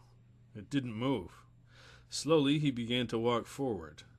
When he reached the door, he closed his fingers around the cold knob and turned it. The door rattled open, and a freezing wind blew in over his bare ankles. There stood his Aunt Mattie, who was dead. Lewis stepped back as the old woman, her head cocked to one side as it always had been, tottered across the floor toward him. A shaking blue light filled the air around her, and Lewis, his eyes wide open in this nightmare, saw Aunt Mattie as she had been the last time he had seen her alive. Her dress was black and wrinkled. She wore heavy shoes with thick heels, and she tapped her bunchy black umbrella as she went. Lewis even thought he smelled kerosene. Her house, her furniture, and her clothing had always reeked of it. The white fungus blotch that was her face shook and glowed as she said, in a horribly familiar voice, "Well, Lewis, aren't you glad to see me?" Lewis fainted. When he awoke, he was lying on his back in the cold hallway. The shaking blue light was gone. So was Aunt Mattie, though the front door was open. Skitters of snow blew in over the worn threshold, and the street lamp burned quiet and cold across the street. Had it all been a sleepwalker's dream? Lewis didn't think so. He had never been a sleepwalker before. He stood there thinking for a minute, and then for some reason he shuffled out onto the front porch and started to pick his way down the snow-covered steps. His feet were so cold that they stung, but he kept going until he was halfway down the walk. Then he turned and looked at the house. He gasped. There were strange lights playing over the blank windows and the rough sandstone walls. They wouldn't have been strange lights at midday in the summer, but on a December night they were eerie. For they were leaf lights, the shifting circles and crescents cast by the sunlight falling through leaves. Lewis stood and stared for several minutes. Then the lights faded, and he was alone in the dark, snow-covered yard. The chestnut tree dropped a light dusting of snow on his head, shaking him out of his trance. His feet were numb and tingling, and he felt for the first time the cold wind whipping through his thin pajamas and his half-open cotton bathrobe. Shuddering, Lewis stumbled back up the walk. When he got to his room, he sat down on the edge of his bed. He knew he wasn't going back to sleep.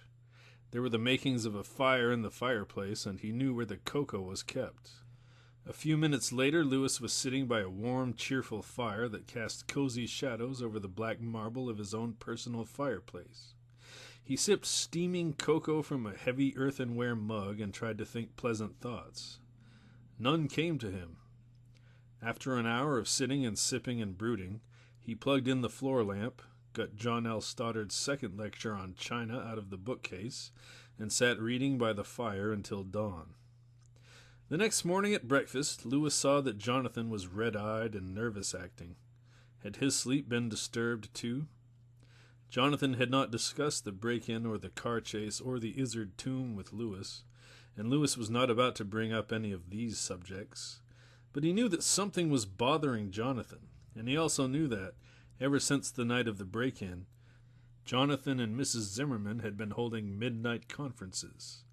He had heard their voices coming up through the hot air register, although he had never been able to make out what was being said. He had thought a couple of times of hiding in the secret passageway, but he was afraid of getting caught. A passage that is entered through a china cupboard full of rattling dishes is not as secret as one might wish. And if some secret spring lock snapped shut on him, he would need to scream his way out, and then there would have to be an explanation. Lewis almost wished that something like that would happen, because he was sick of his secret. He was sick of it because it kept him away from Jonathan and Mrs. Zimmerman. He always felt that they were watching him, waiting for him to break down and tell them everything. How much did they know? Christmas at 100 High Street was both good and bad that year. There was a big tree in the study, and the glass balls on it were magic. Sometimes they reflected the room, and sometimes they showed you ancient ruins or unknown planets. Jonathan gave Lewis several magic toys, including a large pink Easter egg, or Christmas egg if you wish, that was covered with sparkly stuff and what looked like icing, although it couldn't be eaten. When Lewis looked into the egg, he could see any battle in history. Not the battle as it really was, but as he wanted it to be. Though he didn't know it, the egg, like the balls on the tree, was capable of showing him scenes on other planets. But it was not until he was a grown-up man, working as an astronomer at Mount Palomar, that he was able to discover the property of the magic egg. Jonathan did a lot of other things that Christmas. He put candles in all the windows of the house, electric candles, not real ones, since he liked the electric kind better. And he put strong lamps behind the stained glass windows so that they threw marvelous patterns of red and blue and gold and purple on the dark, sparkling snow outside. He invented the fuse box dwarf, a little man who popped out at you from behind the paint cans in the cellarway and screamed, "Dreeb, Dreeb, I am the fuse box dwarf!" Lewis was not scared by the little man, and he felt that those who screamed "Dreeb" are more to be pitied than censured. Needless to say, Jonathan put on a very good show with the coat rack mirror, though it had the habit of showing the ruins at Chichen Itza over and over again. Somehow the mirror managed to pick up a radio station, WGN, on its beveled edges, so that when Lewis went out the door in the morning, he heard the Dow Jones averages and the livestock reports. Lewis tried to enjoy himself that Christmas, but it was hard. He kept thinking that Jonathan's magic show was meant to cover up what was happening to the house. What was happening was hard to figure out, but it was strange and terrifying. After the night when Lewis saw, or dreamt that he saw, Aunt Mattie, the house seemed stranger than it ever had. Sometimes the air in certain rooms seemed to shimmer, as if the house was going to disappear in the next second. Sometimes the stained glass windows showed dark and terrifying scenes, and sometimes Lewis saw in the corners of the room those awful sights that nervous people always imagine are lurking just outside the borders of their eyesight. Walking from room to room, even in broad daylight, Lewis forgot what day it was, what he was after, and at times almost forgot who he was. At night he had dreams of wandering through the house back in the 1890s, when everything was varnished and new. Once or twice Lewis woke from such dreams to see lights flickering on his bedroom wall. They were not leaf lights this time, but rags and patches of orange light, the kind that you see in the corners of an old house at sunset. These strange things didn't go on all the time, of course, just now and then over the long cold winter of 48 to 49. When spring came, Lewis was surprised to see that the hedge in front of the Hanchett house was wildly overgrown.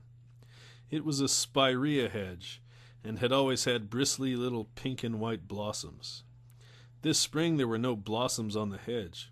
It had turned into a dark, thorny thicket that completely hid the first floor windows and sent long waving tendrils up to scrape at the zinc gutter troughs. Burdocks and ailanthus trees had grown up overnight near the house, their branches screening the second-story windows. Lewis still had not seen much of the new neighbor. Once from a distance he had caught a glimpse of a dark, huddled figure rattling a key in the front door, and from his window seat he had seen her passing to and fro on the second floor. But aside from that, the old woman had kept out of sight. Lewis had figured it would be like that. She did have visitors, though. One visitor. That was Hammerhandle. Lewis had seen him coming away from Mrs. O'Meager's back door late one night. And twice, on his way to the movies in the evening, Lewis had literally bumped into Hammerhandle, who was huddling along High Street toward the Hanchett house, his shabby overcoat buttoned up to the neck. Both times Hammerhandle had been carrying packages, odd little bundles wrapped in brown paper and twine. And both times they had collided because Hammerhandle kept looking behind him. The second time that they met this way, Hammerhandle grabbed Lewis by the collar the way he had before.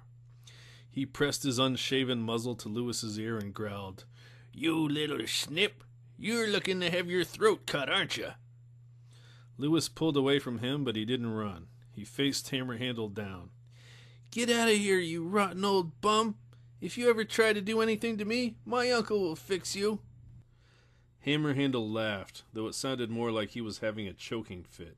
"Your uncle?" he said, sneering. "Your uncle will get his sooner than he thinks. The end of the world is at hand. Don't you read your Bible like a good boy? There have been signs, and there will be more. Prepare." And with that, he stumbled on up the hill, clutching his parcel tightly. The day after this strange meeting was cold and rainy, and Lewis stayed indoors. Jonathan was over at Mrs. Zimmerman's helping her bottle some prune brandy, so Lewis was alone. He decided to go poke around in the back rooms up on the third floor. The third floor rooms were generally unused, and Jonathan had shut the heat off in them to save money. But Lewis had found interesting things up there, like boxes full of chessmen, and china doorknobs, and wall cupboards that you could actually climb up inside of. Lewis wandered down the drafty hall, opening and closing doors. None of the rooms seemed worth exploring today. But wait, sure, the room with the parlor organ. He could go play it. That would be fun. One of the disused parlors on the third floor had a dusty old parlor organ in it. It was one of the few pieces of furniture that was left from the time Isaac Izard had lived in the house. Of course, there was the parlor organ downstairs, the good one, but it was a player organ, and often refused to let Louis play what he wanted to play. This one up here was wheezy, and in the winter its voice was only a whisper, but you could sometimes get good tunes out of it if you pumped hard. Louis opened the door. The parlor organ was a bulky shadow against one wall. Louis found the light switch, and the light came on. He wiped some dust off the seat and sat down. What would he play? Chopsticks, probably, or From a Wigwam. His repertoire wasn't very large. Louis pumped the treadles, and he heard a hissing and puffing that came from deep inside the machine. He touched the keys, but all he got was a gaspy, tubercular sound. Darn. He sat back and thought. Over the keys was a row of black organ stops with labels that said things like Vox Humana, Salisette, and Flute. Louis knew that these stops were supposed to change the sound of the organ in various ways, but he had never pulled any of them out. Well, now was the time. He grabbed one of the black tubes and tugged gently. It wouldn't budge. He wiggled the stop and pulled harder. The whole thing came out in his hand. Louis sat there, staring stupidly at the piece of wood. At first he felt bad about breaking the organ, but then he looked more closely at the stop. The end that had been in the organ was blunt, smooth, and painted black. There was no sign that it had ever been hooked up to anything. What a cheesy outfit, Louis thought. I wonder if they're all like that. Let's see. He pulled at another. Pop. He pulled them all out. Pop, pop, pop, pop, pop. Louis laughed. He rolled the black tubes back and forth over the keyboard. But then he stopped and thought. He had read a story once where a car had a dummy dashboard that came out so you could hide things behind it. What if this organ... He got up and went downstairs. He went all the way down to the cellarway where Jonathan kept his tools. He opened the toolbox and took out a screwdriver, a hammer, and a rusty butter knife that Jonathan kept there for prying things open. Then he went back upstairs as fast as he could. Now Louis was sitting at the organ again. He scanned the long wooden panel. 7 round black holes stared back at him. There were 4 screws holding the panel to the organ case, and they came out easily. Louis stuck his fingers into 2 of the holes and pulled. The panel was stuck. He thought a bit, and then he picked up the butter knife and slid it into a crack. Squeak! A little eddy of dust rose and tickled his nostrils.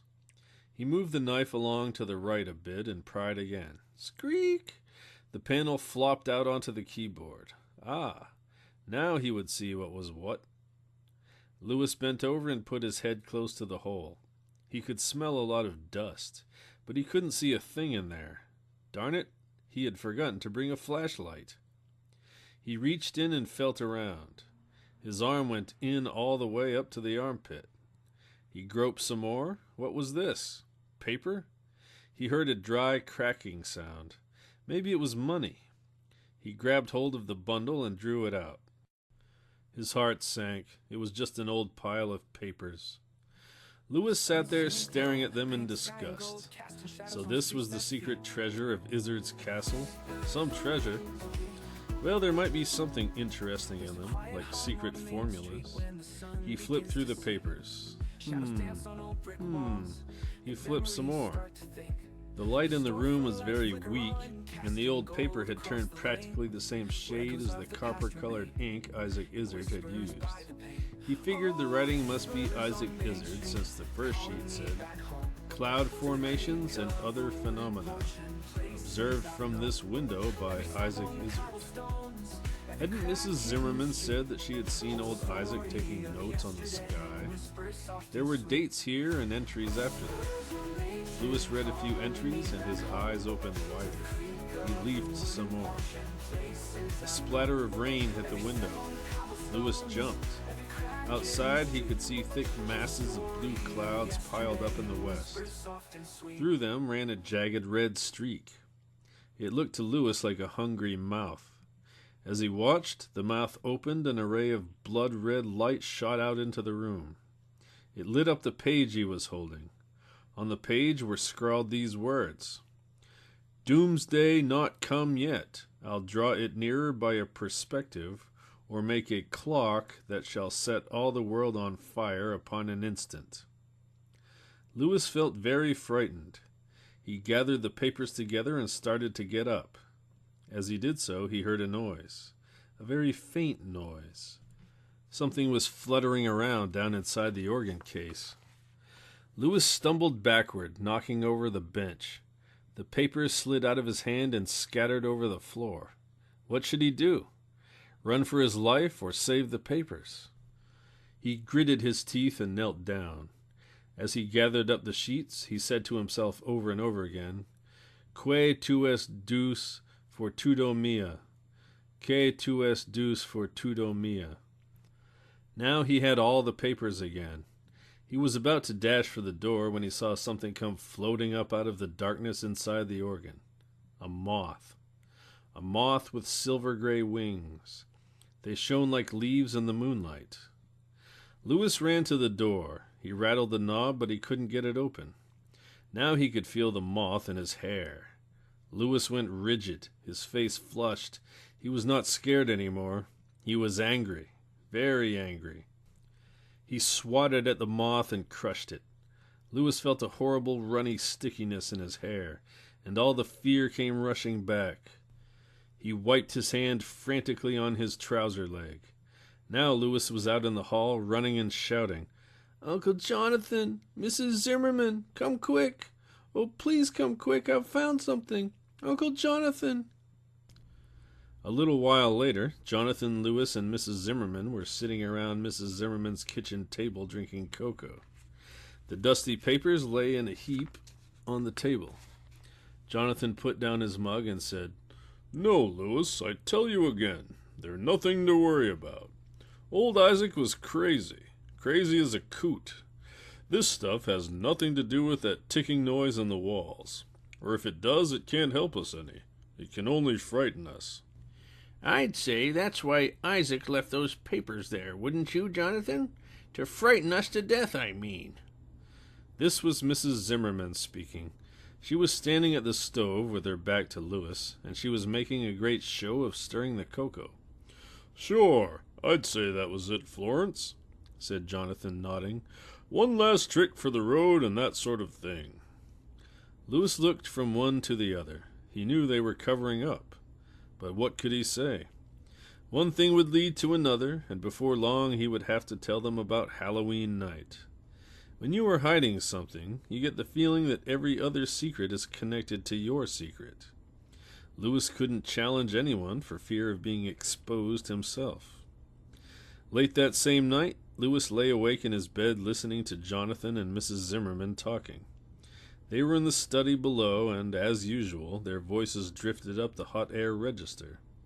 And as usual, he couldn't quite make out what they were saying. He got out of bed and crawled over to the wooden grating on the floor. A warm breath of heat softly beat at his face. He listened. Even now, he just couldn't hear well enough. There was only one thing to do. He had to use the secret passageway. Lewis put on his bathrobe and tiptoed down the back stairs. The kitchen was dark. Good. Slowly, carefully, he removed all the china from the shelves of the china cupboard. Then he tripped the hidden spring and the cupboard swung outward. He walked softly in. This time Lewis remembered to bring a flashlight. Not that he needed it much. He didn't have far to go, and the light shone through many chinks in the cobwebbed passage. Before long, he was standing behind the bookcases that lined the wall of Jonathan's study. He peered through a crack in the boards, and there, beyond the books, were Jonathan and Mrs. Zimmerman. Mrs. Zimmerman had just conjured up a match out of thin air, and she was lighting a long twisted cigar with it. She blew smoke out of both corners of her mouth. "Well, now we know," she said. "Yes, now we know."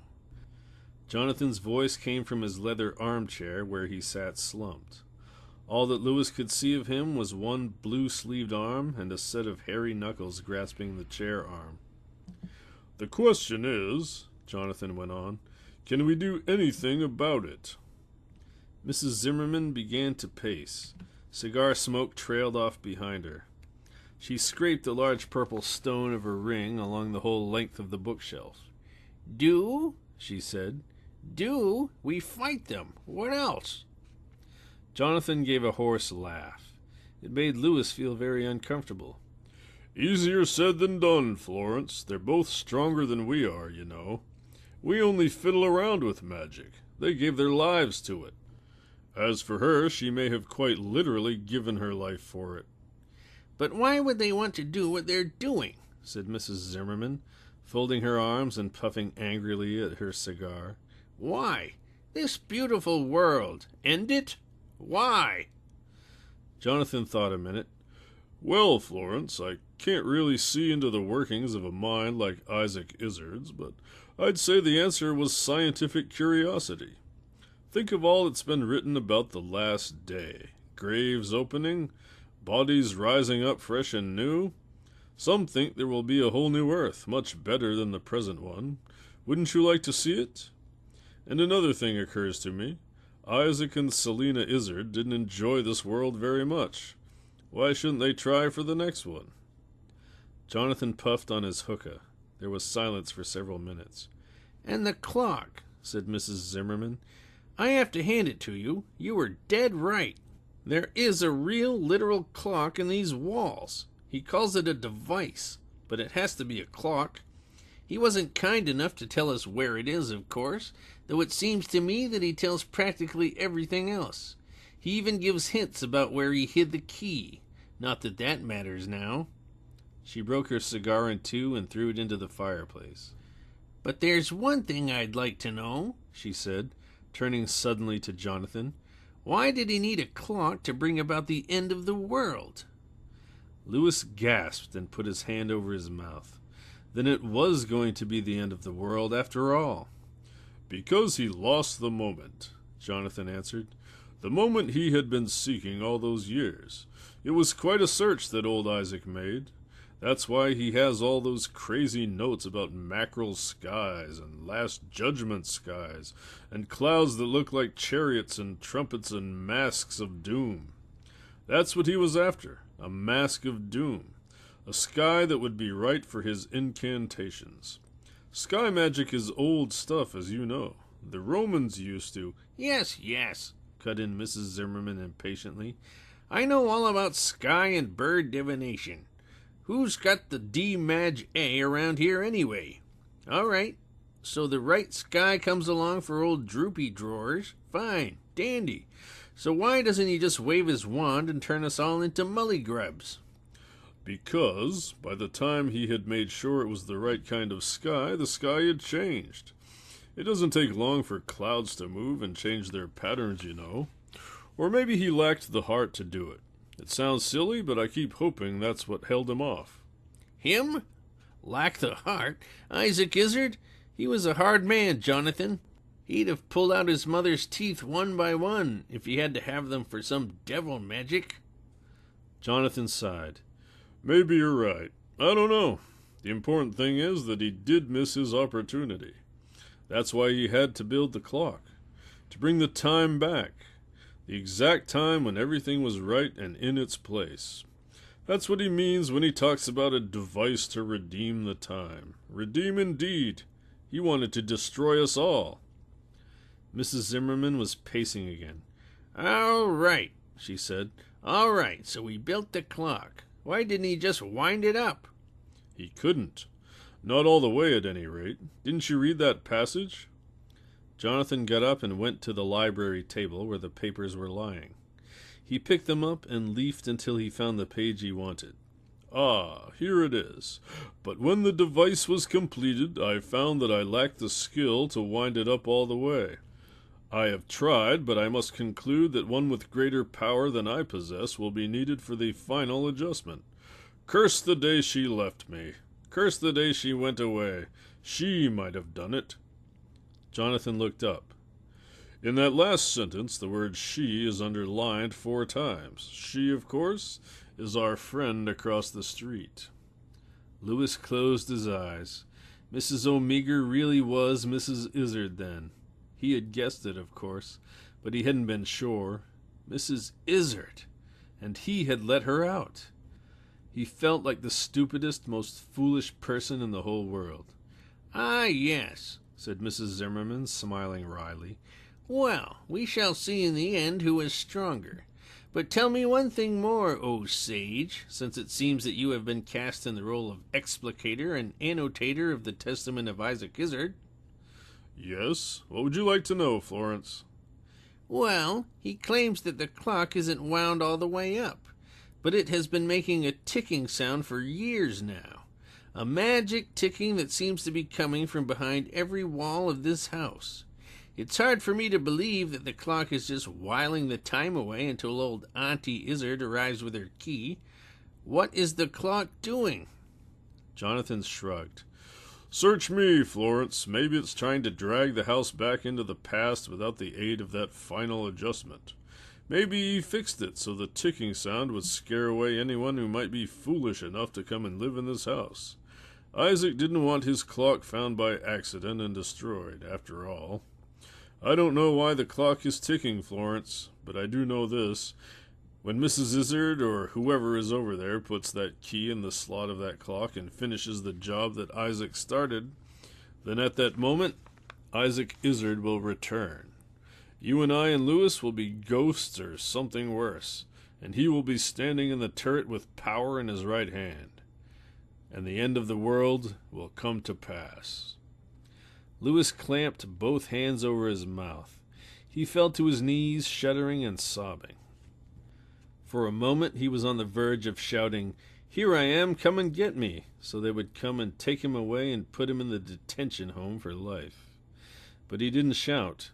He clamped his hands more tightly over his mouth and cried in muffled bursts that shook his whole body. He cried for a long time, and when he was through, he sat staring listlessly at the dark wall of the passageway. Mrs. Zimmerman and Jonathan left the room. The fire burned low, but still Lewis sat there. His mouth was full of the taste of ammonia, and his eyes burned. He took his handkerchief out of the pocket of his bathrobe and blew his nose. Where was the flashlight? Ah, here it was. He clicked it on. Lewis got up slowly and started to pick his way toward the entrance. Even though he was walking upright, he felt as if he were slinking.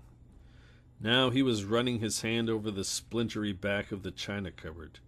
He tripped the spring, and the cupboard swung silently outward. Lewis half expected to see Mrs. Zimmerman and Jonathan sitting there with their arms folded, waiting for him, but the kitchen was dark and empty. Lewis went up to his room. He felt as if he had stayed awake 3 nights in a row. Without even stopping to take off his bathrobe, he threw himself onto the rumpled bed. Darkness filled his brain, and he fell into a dead, dreamless sleep. Chapter 9. The next day was Saturday, and Lewis woke up in a state of panic.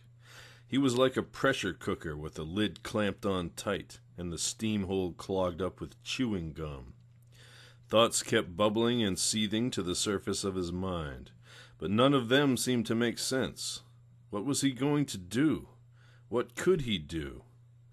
Lewis sat up and looked around the room. 2 long panes of sunlight lay on the splintered and paint-stained floor. Over by the fireplace stood a tall mirror with battlements on top that matched the ones on Lewis's bed. Before the mirror lay a beautiful hooked rug. Jonathan claimed that Mrs. Zimmerman's great-grandmother had made it. The pattern of the rug was autumn leaves. Scallop-edged leaves, bright gold and deep blood red, with some green ones thrown in for contrast. The rug seemed to float before the mirror, and the leaves swam in the pool of bright sunlight. It was an illusion, of course. This was no magic carpet, but Lewis liked to stand on it in the morning while he was dressing. It made him feel that he was free of the earth, if only for a little while. He stood on it now as he pulled on his pants and tucked in his shirt. The shimmer of leaves lifted him off the floor. Things seemed clearer now. He had to get hold of Tarby. Tarby would know what to do. It was true that he had been avoiding Lewis, but they weren't exactly enemies. And anyway, Tarby was in this thing as deep as he was. He had held the flashlight while Lewis drew in the magic pentacle and chalked in the name Selina. That must be Mrs. Izzard's first name, Lewis thought. She must have put it in my head. Then, behind those iron doors, she was never really dead. Lewis bit his lip to cut off this line of thought. He went downstairs, ate breakfast alone, and hurried out the door. Tarby, with his 9 brothers and sisters, lived in a huge frame house halfway across town. Lewis had never been invited there, and he did not even know the first names of Tarby's mother and father, let alone the names of any of the 9 brothers and sisters. He knew that Mr. Corrigan, that was Tarby's last name, ran a hardware store, and that was about all Lewis knew. It was a bright, windy April day, and the sky was full of little white clouds that kept tearing apart and merging into each other. Birds were flying about, and the lawns were showing that first livid wet green. When Lewis got to the Corrigan house, he found a bunch of small children playing in the front yard, which was all chewed up and full of mud holes. One of the younger ones, who looked a lot like Tarby, was hanging by his knees from one of the limbs of a dead tree that had red tail-light reflectors nailed all over it. Other kids were making mud castles, beating each other over the head with sand shovels, trying to ride broken tricycles, or just sitting around screaming at the top of their lungs. Lewis picked his way past the toy trucks and inner tubes that littered the front walk. He pushed the doorbell and waited. After a while, a fat, tired-looking woman came to the door. She had a baby in her arms, and it was batting her on the shoulder with a bottle that it held by the nipple. Yes, she sounded crabby, no wonder. Mrs. Corrigan, I wonder if you could tell me where Tarby is? Tarby, gee, I wonder if he's in the house. I'll see. She threw back her head and bellowed, Tarby! No answer, though it would have been hard to hear one over the racket. No, I guess not, she said. She smiled a tired, kind smile. He's probably out playing ball with the other kids. Lewis thanked her, and was about to turn away when she said, Say, aren't you the Barnevelt boy? Lewis said that he was. She gave him a pleading look. Please don't tell Tarby any more stories about ghosts and graveyards. He had nightmares for a week after last Halloween.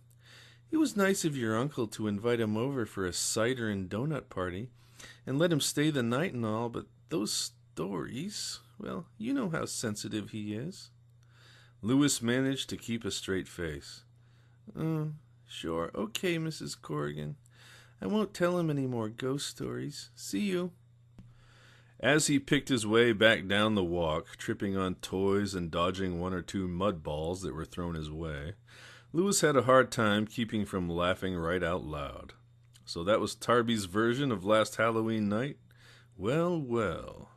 And where had Tarby spent the night? Shuddering under the back porch? Sleeping in a tree?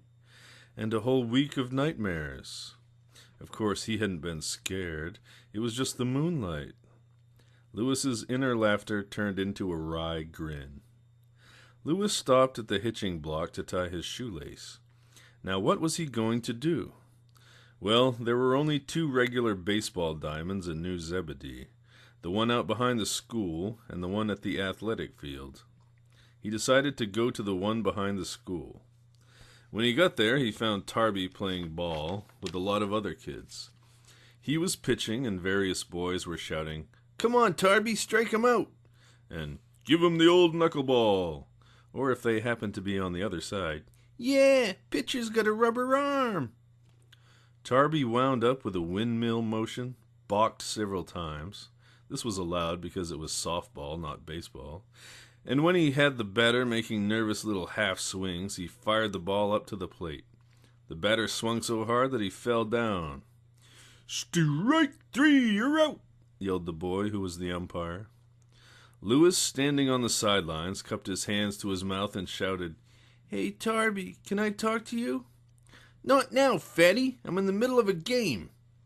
Tears filled Lewis's eyes. Tarby had never called him fatty before. At least he couldn't remember him doing it. Lewis choked back tears and stood waiting patiently while Tarby mowed down the next batter with 3 blazing fastballs. That was the 3rd out, so Tarby's team came in from the field. Carelessly, Tarby threw his glove on the ground and said, "Hi, Lewis, can I do for you?" "My Uncle Jonathan's in some awful trouble. We're all in awful trouble. You know that night when we went up to the cemetery?" To Lewis's complete surprise, Tarby grabbed him by the collar and yanked him forward till their faces were about 2 inches apart. "Look, if they ever find out that you were up there that night, you tell them that you were there by yourself. If you don't, you'll have 2 broken arms and maybe a broken head." Lewis tried to shake free of Tarby's grip, but he couldn't. He felt blood rushing into his face as he shouted, "Tarby, this is worse than Halloween stuff. This is ghosts and witches and devils and... Let go of me, you candlehead!" Tarby let go of Lewis. He stared at him with his mouth open. Candlehead was just a name someone had called someone in a comic book Lewis was reading. It didn't mean anything. Tarby's lips grew together. "What did you call me?" Several of the other boys started to shout, "Fight! Fight!" Though they really didn't expect much of one. It was only Lewis, after all. Lewis stood there red-faced and frightened. I don't know what I called you." "Well, remember next time." Tarby raised his fist and brought it down hard on Lewis's shoulder. It really hurt. "Come on, Tarby," shouted a tall boy named Carl Hollabaugh. "Don't waste your time with Tubbo. You lead off this inning, and we're 6 runs behind. Get up there and slug it." Tarby turned back to the game, and Lewis stumbled off down the street, rubbing his shoulder. He was crying. With the tears still welling uncontrollably into his eyes, Lewis started to walk. He walked all over town, past rows of houses that stared at him blankly. They had no advice to give him. He walked down Main Street and stared for a while at the Civil War monument. But the stone soldiers with their upraised bayonets and cannon swabbers did not have anything to say to him either. He walked to the other end of Main Street and stared at the fountain that spumed a crystal willow tree from within a circle of marble columns. At night the fountain was lit up, and it turned from red to orange, and from orange to yellow, and from yellow to blue, and from blue to green, and back to red again. But right now it was clear. Lewis wished his mind were clear too, but it wasn't.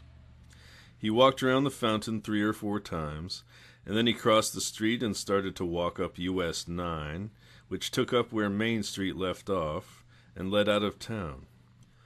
When he got to the square tin city limit sign, he just walked off into some tall grass and sat there, watching the ants crawl and listening to the cars as they whooshed past. His eyes were dry now. He was through crying. It occurred to him that he had been doing a lot of crying lately. That wasn't going to solve anything. Thinking might help, though he wasn't sure it would. He sat and thought and tried to make up his mind what to do. It was late in the afternoon when Lewis got up. He almost fell over because his left leg had gone to sleep. After he had stomped around in the weeds for a while to get the circulation going again, he set out for home. His mind was made up.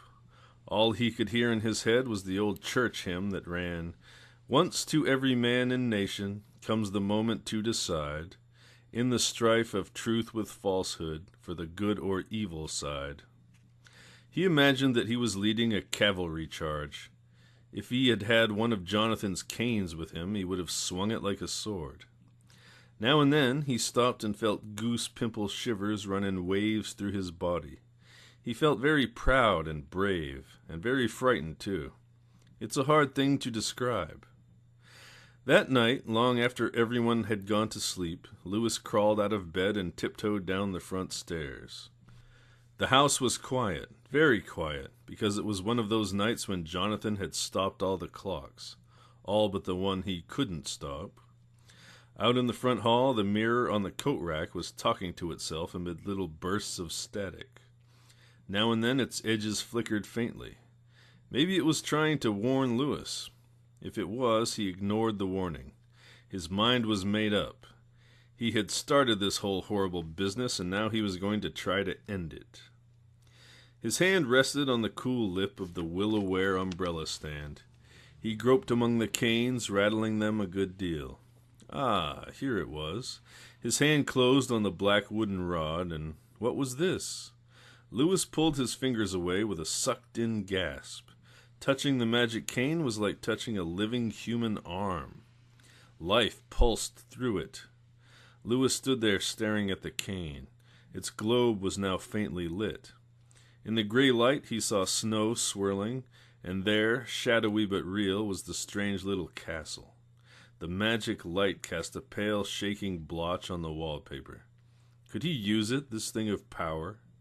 It occurred to him that Jonathan was being very modest when he called himself a parlor magician. Lewis set his teeth and reached out with a hand that still tingled from the shock it had received. He grasped the rod firmly. He drew it out. The globe sizzled and crackled and turned from gray to rosy pink and then back to gray again. Now he opened the front door. A wet, fresh-smelling breeze blew in and banged the door gently against the wall. The leaves of the chestnut tree drifted and sighed, and white blossoms came sailing down. He looked across the street. Despite the overgrown hedge, he could see that there were lights on in the Hanchett house. Muttering a prayer, he started down the steps. In the middle of the street, he almost turned and ran, but something kept him going. Once he had crossed to the other side, it seemed easier to go on. It was like running downhill with the wind pushing you. The hedge parted at the brick wall that led up to the front stoop. Lewis walked in under the overhanging branches. Now he was at the bottom of the steps. The Hanchett house had an old-fashioned double door of black wood with 2 frosted panes set in it. The panes had always reminded Lewis of the 10 Commandments, and now he thought, "Thou shalt not enter." But one door panel stood ajar. Was he expected? His heart was pounding, but he went up. He stopped just inside the door, under the hall lamp. The corridor was empty and bare. There wasn't a stick of furniture in it, no chairs or chests or little tables. No umbrellas propped against walls. On the pale, rose-colored wallpaper, Lewis saw dark squares. The squares were the color the paper had been when it was new. The Hanchetts had hung pictures on those spaces, but now the pictures were gone. Mrs. O'Meagher had not put up any of her own. Lewis walked quietly to the wide arch that opened into the living room. No one there. Some furniture, but not much. A few weak-looking little chairs with bow legs, and an uncomfortable-looking couch. One low coffee table with 2 postage-stamp-sized china ashtrays. One blow from Jonathan's flat-bottomed pipe would have smashed either one to smithereens. Lewis went from chair to chair, touching polished arms and smooth upholstered backs. He half expected the furniture to pop like soap bubbles when he touched it. But everything was solid. The floor was so highly polished that you could see your reflection in it. Over on one wall was a brick fireplace.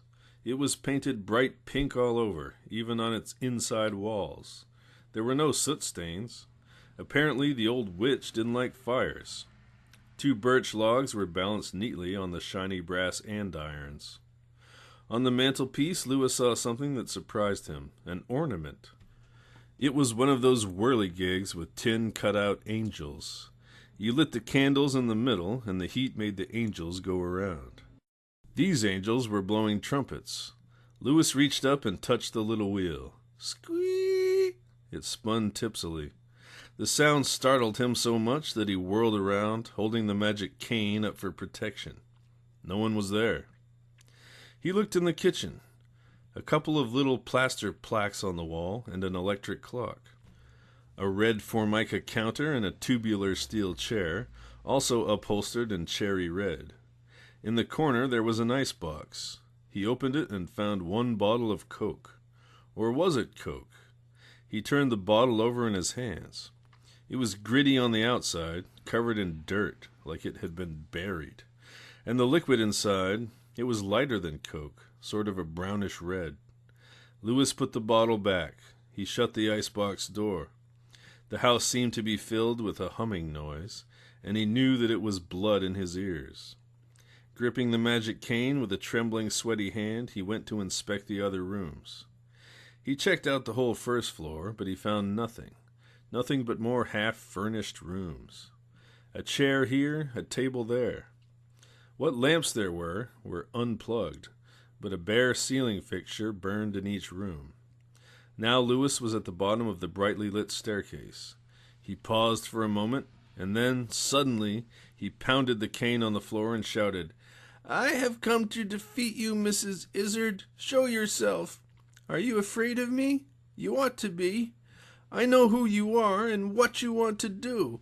I challenge you to a duel by the ancient rules of magic." Lewis had expected his challenge to sound grand and majestic, to ring high and clear like a blast on a silver trumpet. Instead, it fell flat. It died away in the heavy stillness of the house. Lewis felt foolish.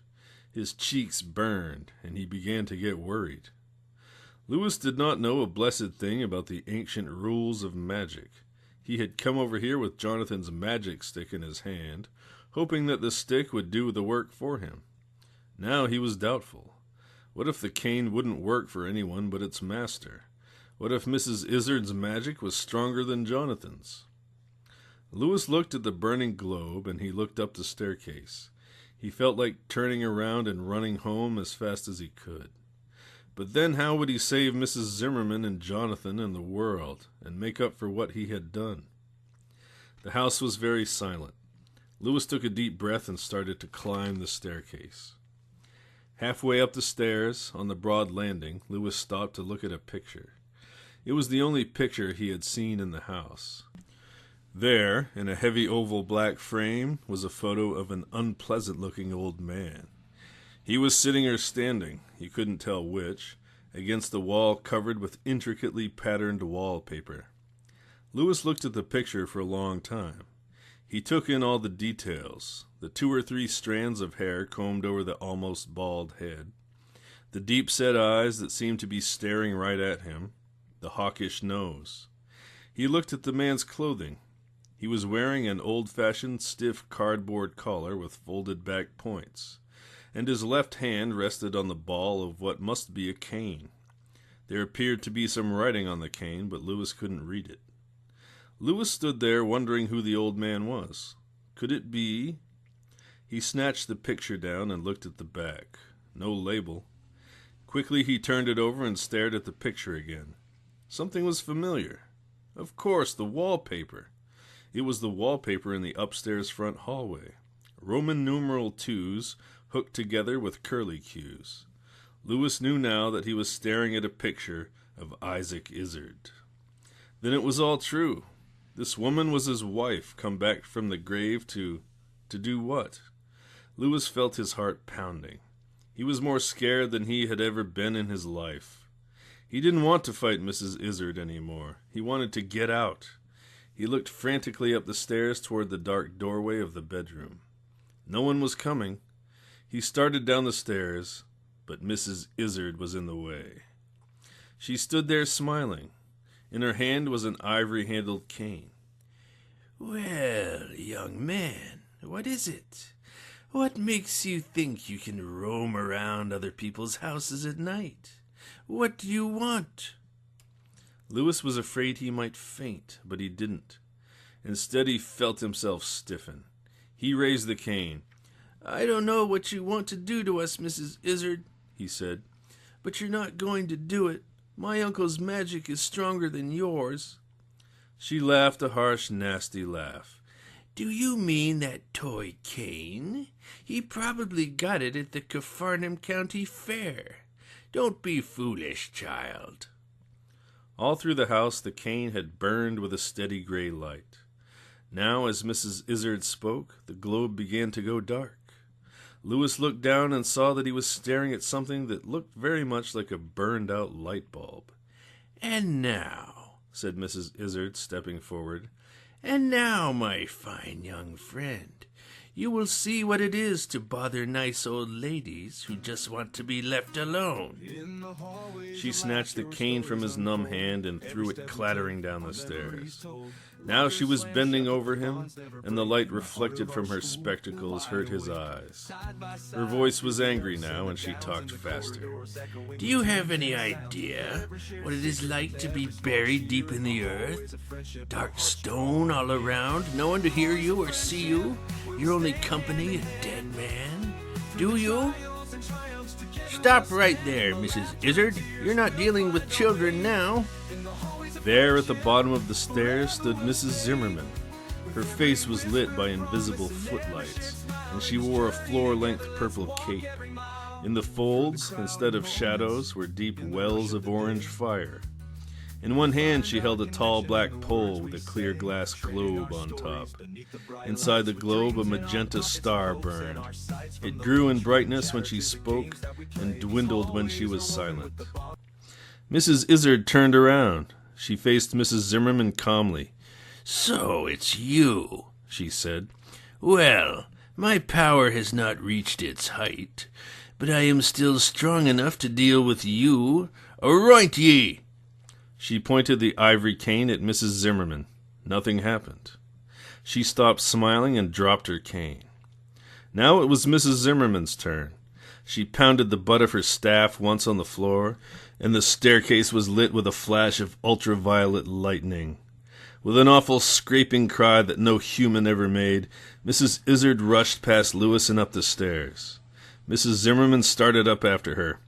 "Run back home, Lewis," she shouted as she dashed past him. "You're a brave boy, but you're no match for that thing. Run, I tell you."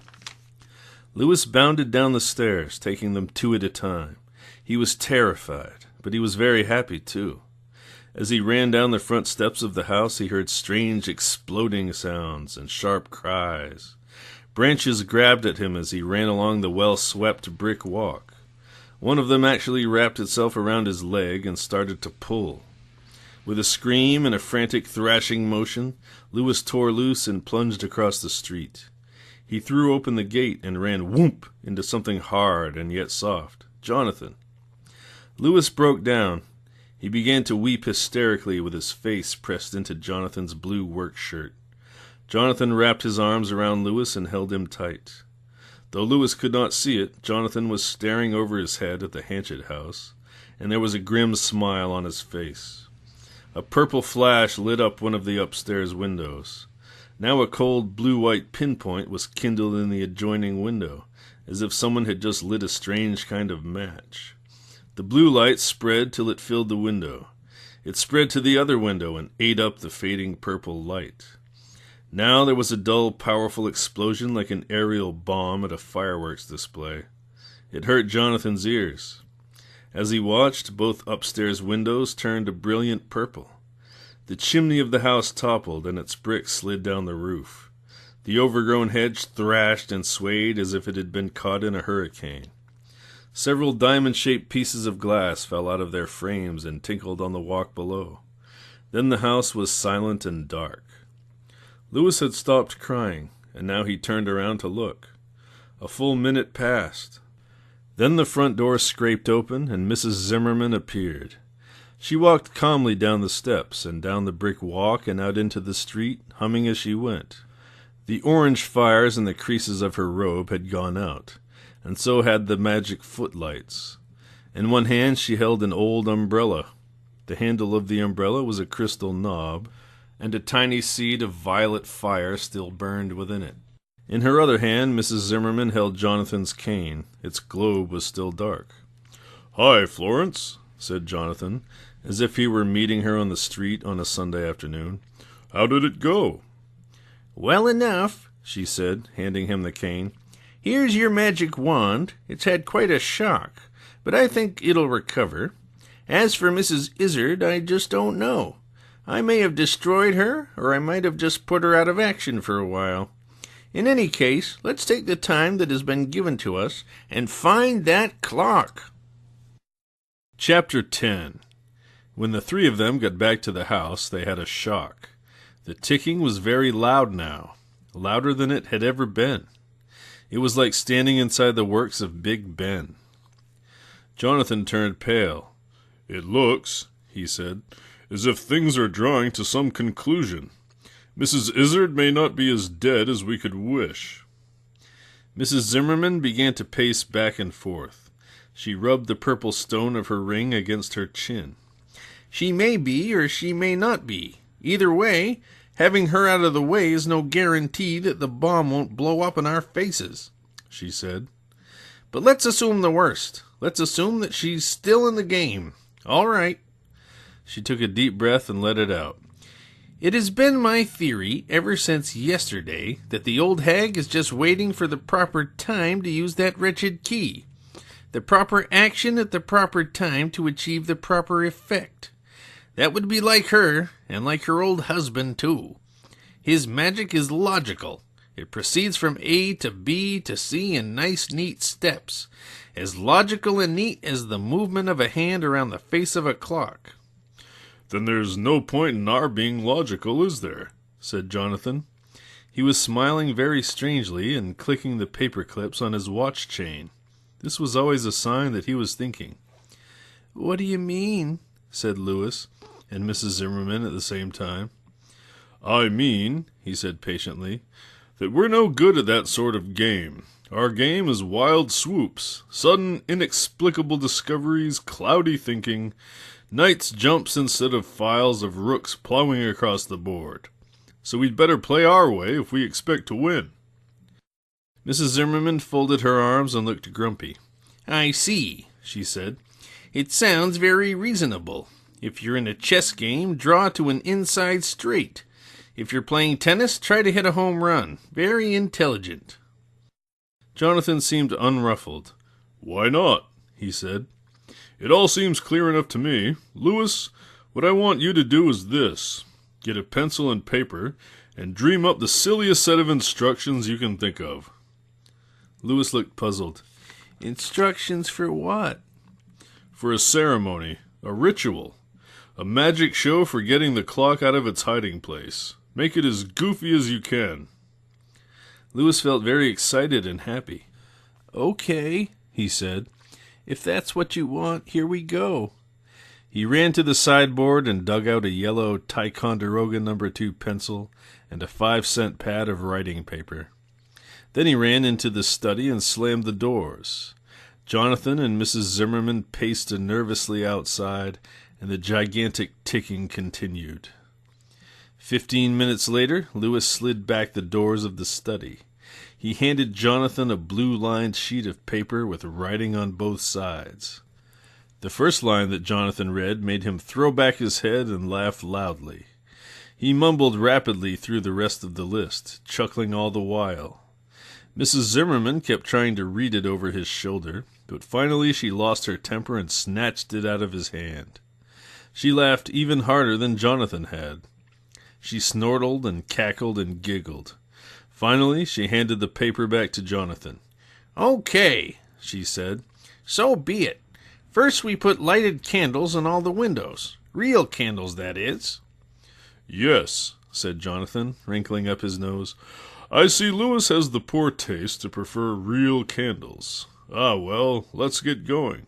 There are several boxes of candle ends in the sideboard." Jonathan took the first floor, Mrs. Zimmerman took the second floor, and Louis took the third floor and the stained-glass windows, wherever they might be. Before long, the whole house was lit up for Christmas in April. Louis paused outside the door of the room that had Isaac Izzard's organ in it. He looked into the shoe box that had been full of candle stubs. Only one left. Should he put it in there? No, there was a better place. With a fat red candle in his hand, Louis climbed the dusty spiral staircase that led to the cupola room. He shoved open the narrow door. The room was dark except for streaks of moonlight on the floor. Louis moved over to the window. He knelt down and leaned forward into the deep embrasure. The oval window gave him a bird's-eye view of the Hanchett house, or would have if he had been able to see it. Brilliant moonlight bathed the hill, but the Hanchett house lay in a mass of shadow. Only the dark point of its roof could be seen. Lewis stared, fascinated. Then, suddenly, he began to hear the ticking, faint but audible, that filled even this room at the house at 100 High Street. He shook his head, got out his matches, and quickly lit the candle. When he got back downstairs, he found that his second instruction was being obeyed. Mrs. Zimmerman was playing chopsticks on the organ in the front parlor. When she got up and went back to the dining room, the organ kept on playing chopsticks since it was a player organ, and she had set it on infinite replay. The silly, monotonous music almost drowned out the steady ticking. Almost, but not quite. Jonathan came bouncing in from the back bedrooms. His face was red and he was breathing hard. "Okay," he said. "What's next?" Mrs. Zimmerman picked up the paper and read in a solemn voice. "We are to play a game of Bon Sour 1 franc until the ace of nitwits appears." As unlikely as it may seem, Jonathan knew what Bon Sour 1 franc was. It was Lewis's name for poker. The three of them had played a lot of poker since that first August evening, and Lewis had named the game for the inscription he thought he saw on the shiny brass 1 franc pieces. When you called someone, you had to shout, "Bon Sour 1 franc," very loudly. But Jonathan was puzzled about one detail. He turned to Lewis with a quizzical look on his face. "And what, may I ask, is the ace of nitwits?" "I don't know. It just came to me. I guess we'll know when we find it." Out came the red box of coins. Out came the blue and gold cards. Jonathan lit his pipe and unbuttoned his vest till it was only held together by the chain of the paper clips. He got his dusty old gray fedora out of the closet and parked it on the back of his head. This, he explained, was the proper poker-playing costume. Jonathan shuffled and dealt. Shekels and guilders, ducats and florins, drachmas and didrachmas clattered over the table. At first the hands were ordinary, pair of eights, nothing, kings, and tens. Then people started getting six of a kind and cards with square root signs and question marks all over them. Jonathan and Mrs. Zimmerman were not pulling any tricks. The strange cards appeared all by themselves. On they played, while the giant clock ticked and the organ played chopsticks, and the candles threw fruit and flower patterns, or plain yellow splotches onto the gray moonlit grass outside. It was after a half hour of playing that Lewis picked up a card and found that he was staring at the ace of nitwits. There it was. Instead of clubs or hearts, it had ears of corn and green peppers all over it. In the center was a dopey-looking man in a flat black hat called a mortarboard, the kind of hat that college professors wear to graduations. Ice cream was heaped up on the hat, and the professor was tasting it with his index finger. Lewis showed the card around. "Why, so it is," cried Jonathan. "The ace of nitwits. I'd recognize it anywhere. Now, just what does that mean, Lewis?" "It means you have to wear it stuck to your forehead with a piece of bubble gum. Here." Lewis took out the piece he had been chewing and handed it to Uncle Jonathan. "Thanks awfully," said Jonathan. He squashed the card against his forehead. "Now what?" "You get all done up and come down with the 8-ball, like it says in the instructions." Yes, righty-ho and all that sort of thing. See you, folks." Jonathan went upstairs. He stayed up there a long time, so long that the parlor organ broke into Stars and Stripes Forever out of pure boredom. Mrs. Zimmerman sat tapping her fingers on the table, while Lewis did what he always did while he was nervously waiting for someone. He slapped the sides of his chair, rocked back and forth, and wiggled his right leg. "Well, here I am." Mrs. Zimmerman and Lewis stood up. There at the head of the stairs stood Jonathan. He was wearing a cape made from a crazy quilt, and on his head was a flowered toaster cover Mrs. Zimmerman had made. The ace of nitwits was still glued to his forehead, and he bore in his hands a small, round, black object. As he started down the stairs, the organ played Pomp and Circumstance, but it soon got tired of that and switched to radio commercials. "Call for Cuticura, it's fragrant and pure, it's mildly medicated too. It's grand for you and you-hoo-hoo. Clark's Super 100 gasoline. Thousands say it's best. The largest selling independent gasoline in the Middle West. Super suds, lots more suds from Super Suds. Richer, longer lasting too. They're the ones with Super Do. To this solemn accompaniment, Jonathan advanced to the dining room table and set down the black ball. It was one of those fortune-telling 8 balls, the kind you buy in dime stores. The ball was full of fluid, and when you shook it, ghostly white cards came floating up to the little window. There were only 3 of them: yes, no, and maybe. "Now what?" asked Jonathan. "Ask it," said Louis. "Ask it what?" Jonathan looked blank. "The circumference of the moon, you bearded booby," screamed Mrs. Zimmerman. "Where I left my hat after the Chicago World's Fair. Now think a minute, Jonathan. What would you want to ask it?" "Where the clock is?" asked Jonathan in a small voice. A burst of rather mechanical applause came from the front room. It was the organ smarting off as usual. Jonathan stuck his tongue out at it over his shoulder. Then he turned back to the table where the 8-ball lay. Carefully, reverently, he picked it up. He held it like a microphone and talked into it. "Where is the clock?" The dark window stayed dark. Jonathan shook the ball till the liquid inside it foamed. "Where is the clock?" he shouted, and he repeated this question in Greek, Latin, French, German, and Middle Kingdom Egyptian. Still no answer. "Your French is terrible," said Mrs. Zimmerman, grabbing the ball out of his hand. "Here, let me try." Holding the ball under a corner of her cloak as if she were protecting it from rain, Mrs. Zimmerman jabbered at it in Bengali, Finno-Ugric, Basque, Old High Norse, and Ge'ez. She used all the commands for unlocking the secrets of spectacular stones that are favored by Regiomontanus, Albertus Magnus, and Count Cagliostro. Still nothing. "Can I try?" asked Louis. His voice was timid and weak. Mrs. Zimmerman looked down at him. Perspiration was pouring along all the wrinkles of her face. Her eyes looked wild. "What did you say?" "I wonder if I might try. I know I'm not a wizard or anything, but it is my ball. I bought it in Chicago and—" "Of course!" cried Mrs. Zimmerman, pounding the table with her fist. "Of course! What fools we are! Like any magic object, it only responds to its owner. Here, but hurry!" She shoved the ball into his hands. The ticking of the clock got softer, but it was faster now. Louis held the magic toy up before his face. His voice was calm and quiet. "Please tell us where the clock is," he whispered. There was motion inside the ball. Yes drifted out of the void like a ghostly newspaper in a black wind. It passed by. So did no and maybe. Finally, after several tense minutes, a card appeared bearing the words, "Coal Pit." "It says coal pit."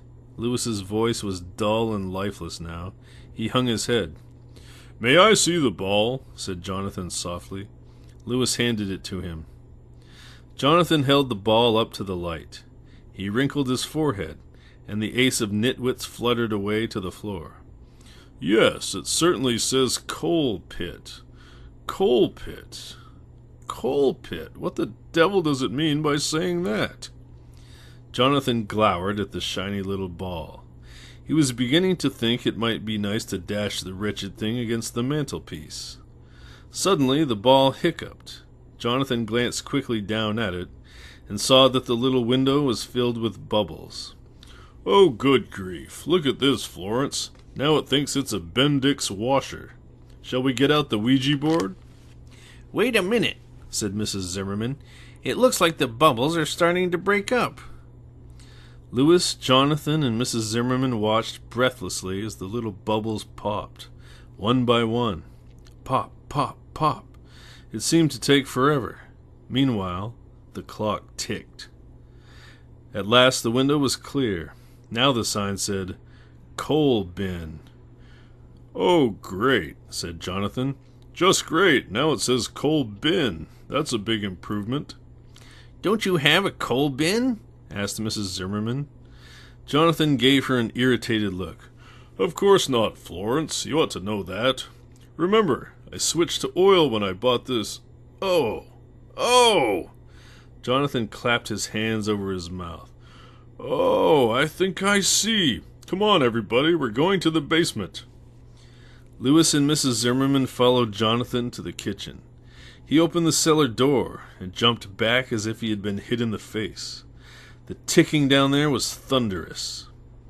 Jonathan looked at Mrs. Zimmerman. His face was haggard, and his eyes were wide with fear. Got your umbrella, Florence? Good. Then down we go. Over in a black sooty corner of the basement was the old coal bin. Two of its walls were formed by gray slats nailed to worm-eaten wooden pillars. The other two walls were whitewashed stone, and up against one of these lay a high rampart of coal. It had been there when Jonathan moved in, and he had always meant to have it hauled away. I certainly get the idiot prize, he said quietly. Jonathan took a long back swing and started shoveling. Louis and Mrs. Zimmerman helped with their hands. Before long, they had cleared all the coal away from the wall. Doesn't look like there's any secret panel, said Jonathan, feeling around for springs and hidden levers. But then if it looked that way, it wouldn't be secret, would it? No, nothing. I'm afraid we'll have to use the pick. Stand back, everybody. Louis and Mrs. Zimmerman got well away from the wall, and Jonathan started swinging. By now, the ticking was hurried and staccato, and the blows of the pick were like heavy beats in the rhythm. Every stroke sent whitish-gray chips flying in all directions. But it was an easier job than anyone would have thought. The wall began to shake and crumble at Jonathan's first stroke, and the whole solid-looking mass was soon lying in pieces on the hard dirt floor of the cellar. For it had not been a real wall, but merely a plaster mock-up. What lay behind was a weathered old wooden door with a black china knob. There was a lock plate, but there was no keyhole. Jonathan leaned his pick up against the pillar and stepped back. Don't dawdle, said Mrs. Zimmerman nervously. Get that door open. I have a feeling that we are on the very edge of disaster. Jonathan stood there rubbing his chin. Exasperated, Mrs. Zimmerman grabbed his arm and started to shake him. Hurry, Jonathan. What on earth are you waiting for? I'm trying to think of door-opening spells. Know any? Why not pull at it, said Louis. It might not be locked. Jonathan was about to say that he had never heard of anything so stupid in all his life, but he never got a chance to say this. The door opened all by itself. Jonathan, Mrs. Zimmerman, and Louis stared. They were looking down a long corridor, more like a mine shaft it was, really, with square wooden arches diminishing into the dark distance. Something vague and gray was moving at the far end of the tunnel. It seemed to be getting closer. Look! cried Louis. He was not pointing at the gray shape. He was pointing at something that was sitting on the floor of the tunnel, right there at their feet. A clock. A plain old Waterbury 8-day clock. Its pendulum oscillated madly behind the little glass door, and it was making a sound like a Geiger counter gone crazy. I'm so glad you've done my work for me, said a voice behind them. Jonathan and Mrs. Zimmerman spun around and froze. Really froze. They could not move their hands or feet or heads. They couldn't even wiggle their ears. They were completely paralyzed, though they could still see and hear. There stood Mrs. Izzard, or Mrs. O'Meager, or whatever name you chose. She was wearing a black velvet cloak with an ivory brooch at her neck. The brooch bore a raised Greek omega. In her right hand was a plain black rod, and in her left she carried what looked like a severed hand with a lighted candle growing out of its back. Concentric rings of yellow light spread outward from the hand, and through them Jonathan and Mrs. Zimmerman could see Mrs. Izzard's glasses, which looked like tablets of gray slate. "I do hope you haven't tired yourselves, my dears," said the old woman in a nasty, sneering voice. "I do hope you haven't. But if you have, it's all been in a good cause. I couldn't have done anything without you. Not a thing. Because, you see, since I was free, I've been able to pass through walls and doors, but these poor old hands of mine just haven't been able to wield tools. I even had to get Mr. Hammerhandle to find this for me."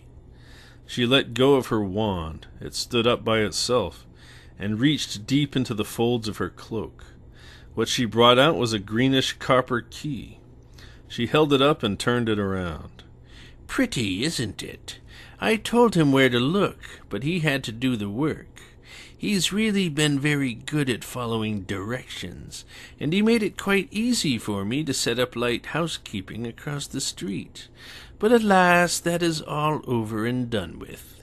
You played right into my hands as I thought you would. Did you really think you had defeated me, you foolish old biddy?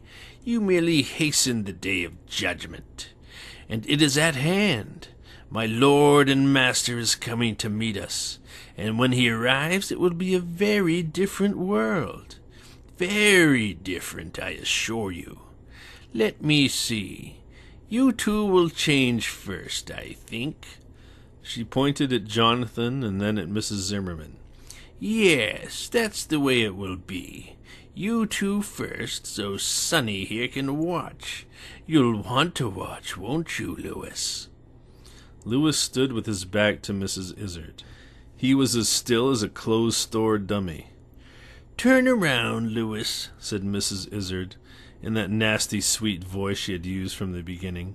"Don't you want to kiss your old Auntie Izzard?" He didn't move. "Come now, Louis, I command you. Don't be foolish. It'll just make things worse for you in the end. Turn around, I say." Louis's body grew tense, and then he rushed forward into the tunnel. He picked up the clock, which had just begun to make that whirring sound clocks make when they are about to strike the hour. "Stop, boy!" shouted Mrs. Izzard. "Stop, you filthy fat pig! I'll turn you into something that your own mother wouldn't. Don't you dare! Don't!" Louis threw the clock down. There was a sproinging of uncoiled springs, and a clatter of cogs, and a splintering of wood, and a tinkle of broken glass. He reached down into the wreckage and ripped the pendulum free of the works, which were still buzzing furiously. At that moment, a figure which stood only a few yards from Louis, the figure of an elderly man in a rotting black Sunday suit, vanished. Then there was an awful shriek, a loud, inhuman sound like a siren at the top of its wail. It filled the air and seemed to turn it red. Louis covered his ears, but the sound was inside his head and in the marrow of his bones. And then it was gone. He turned around. There stood Jonathan, smiling and trying to blink away the tears in his eyes. There stood Mrs. Zimmerman, smiling even more broadly.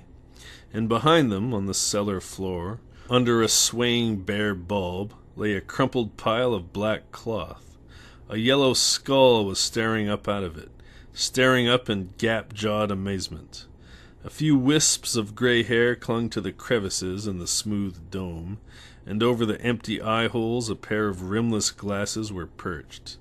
The glasses were shattered. Chapter 11.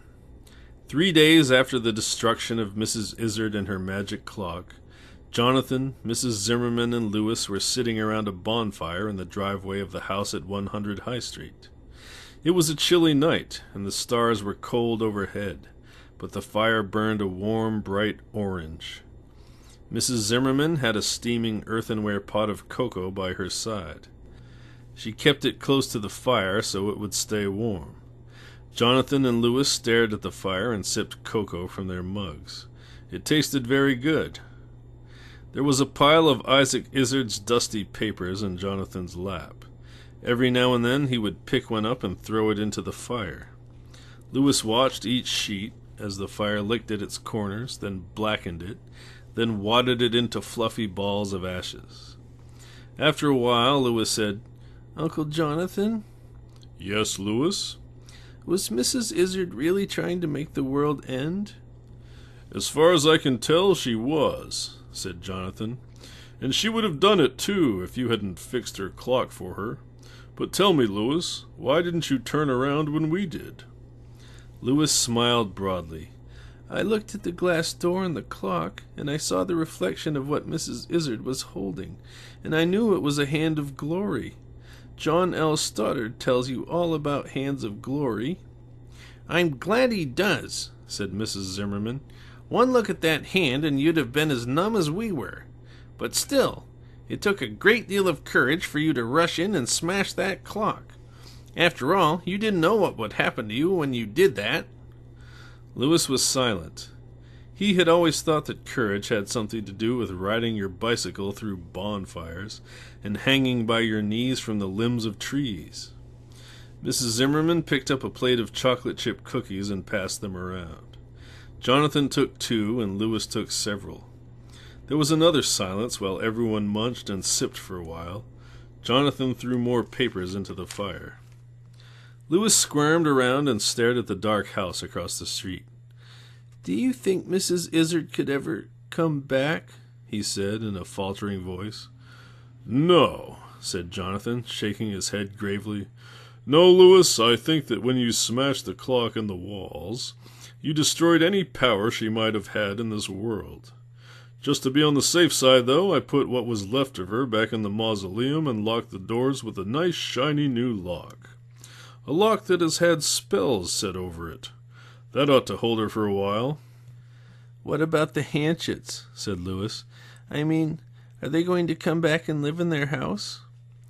Jonathan paused for a minute before speaking. He clicked the paper clips on his watch chain. I think they are, he said at last, but certain rites will have to be performed before they return. When an unclean spirit inhabits a house, it leaves behind a bad aura. Speaking of bad auras and unclean spirits, said Mrs. Zimmerman, do you have any idea what happened to Hammerhandle? Jonathan's face grew grim for an instant. He had made a few guesses about Hammerhandle's fate, but he had kept them to himself. For one thing, he knew that the blood of a hanged man went into the making of a hand of glory. No idea at all, said Jonathan, shaking his head. He seems to have vanished from the face of the earth. Suddenly Louis began to squirm and scrunch around in his seat again. He was on the brink of saying something. Uncle Jonathan? Louis's voice was dry and throaty. Yes, Louis, what is it? I let Mrs. Izzard out of her tomb. Jonathan smiled calmly. Yes, he said, I knew you did. Louis's mouth dropped open. How did you know? You left your flashlight up at the cemetery. I found it in a pile of leaves when I went up to put Mrs. Izzard back in her tomb. Are you going to send me to the detention home? Asked Louis in a tiny, frightened voice. Am I going to what? Said Jonathan, staring at him in disbelief. Louis, what kind of ogre do you think I am? And besides, Jonathan added with a sudden smile, why should I punish you for doing what I tried to do myself when I was a boy? Like you, I was interested in magic at an early age. It runs in our family, I guess. I was trying to impress a girl. You wanted to keep Tarby for a friend, isn't that right? Louis nodded sadly. By the way, Louis, said Mrs. Zimmerman, how are things between you and Tarby these days? Not so good, said Louis. I don't think Tarby and I were meant to be friends. We're not the same type, but it doesn't matter. Doesn't matter, said Jonathan. Well, it certainly does matter, if he's such a stuck-up little... He stopped because he saw that Louis was smiling smugly. Jonathan wrinkled up his eyebrows so that they looked like 2 mating auburn caterpillars. Louis Barneveld, he roared, are you hiding something from me? Louis was trying very hard to keep from giggling. Oh, nothing much, Uncle Jonathan, he said, except that I have a new friend. What, you do? Said Jonathan and Mrs. Zimmerman in unison. Yes, her name is Rose Rita Pottinger, and she lives down on Mansion Street. She knows the names of all the different kinds of cannon. Want to hear them?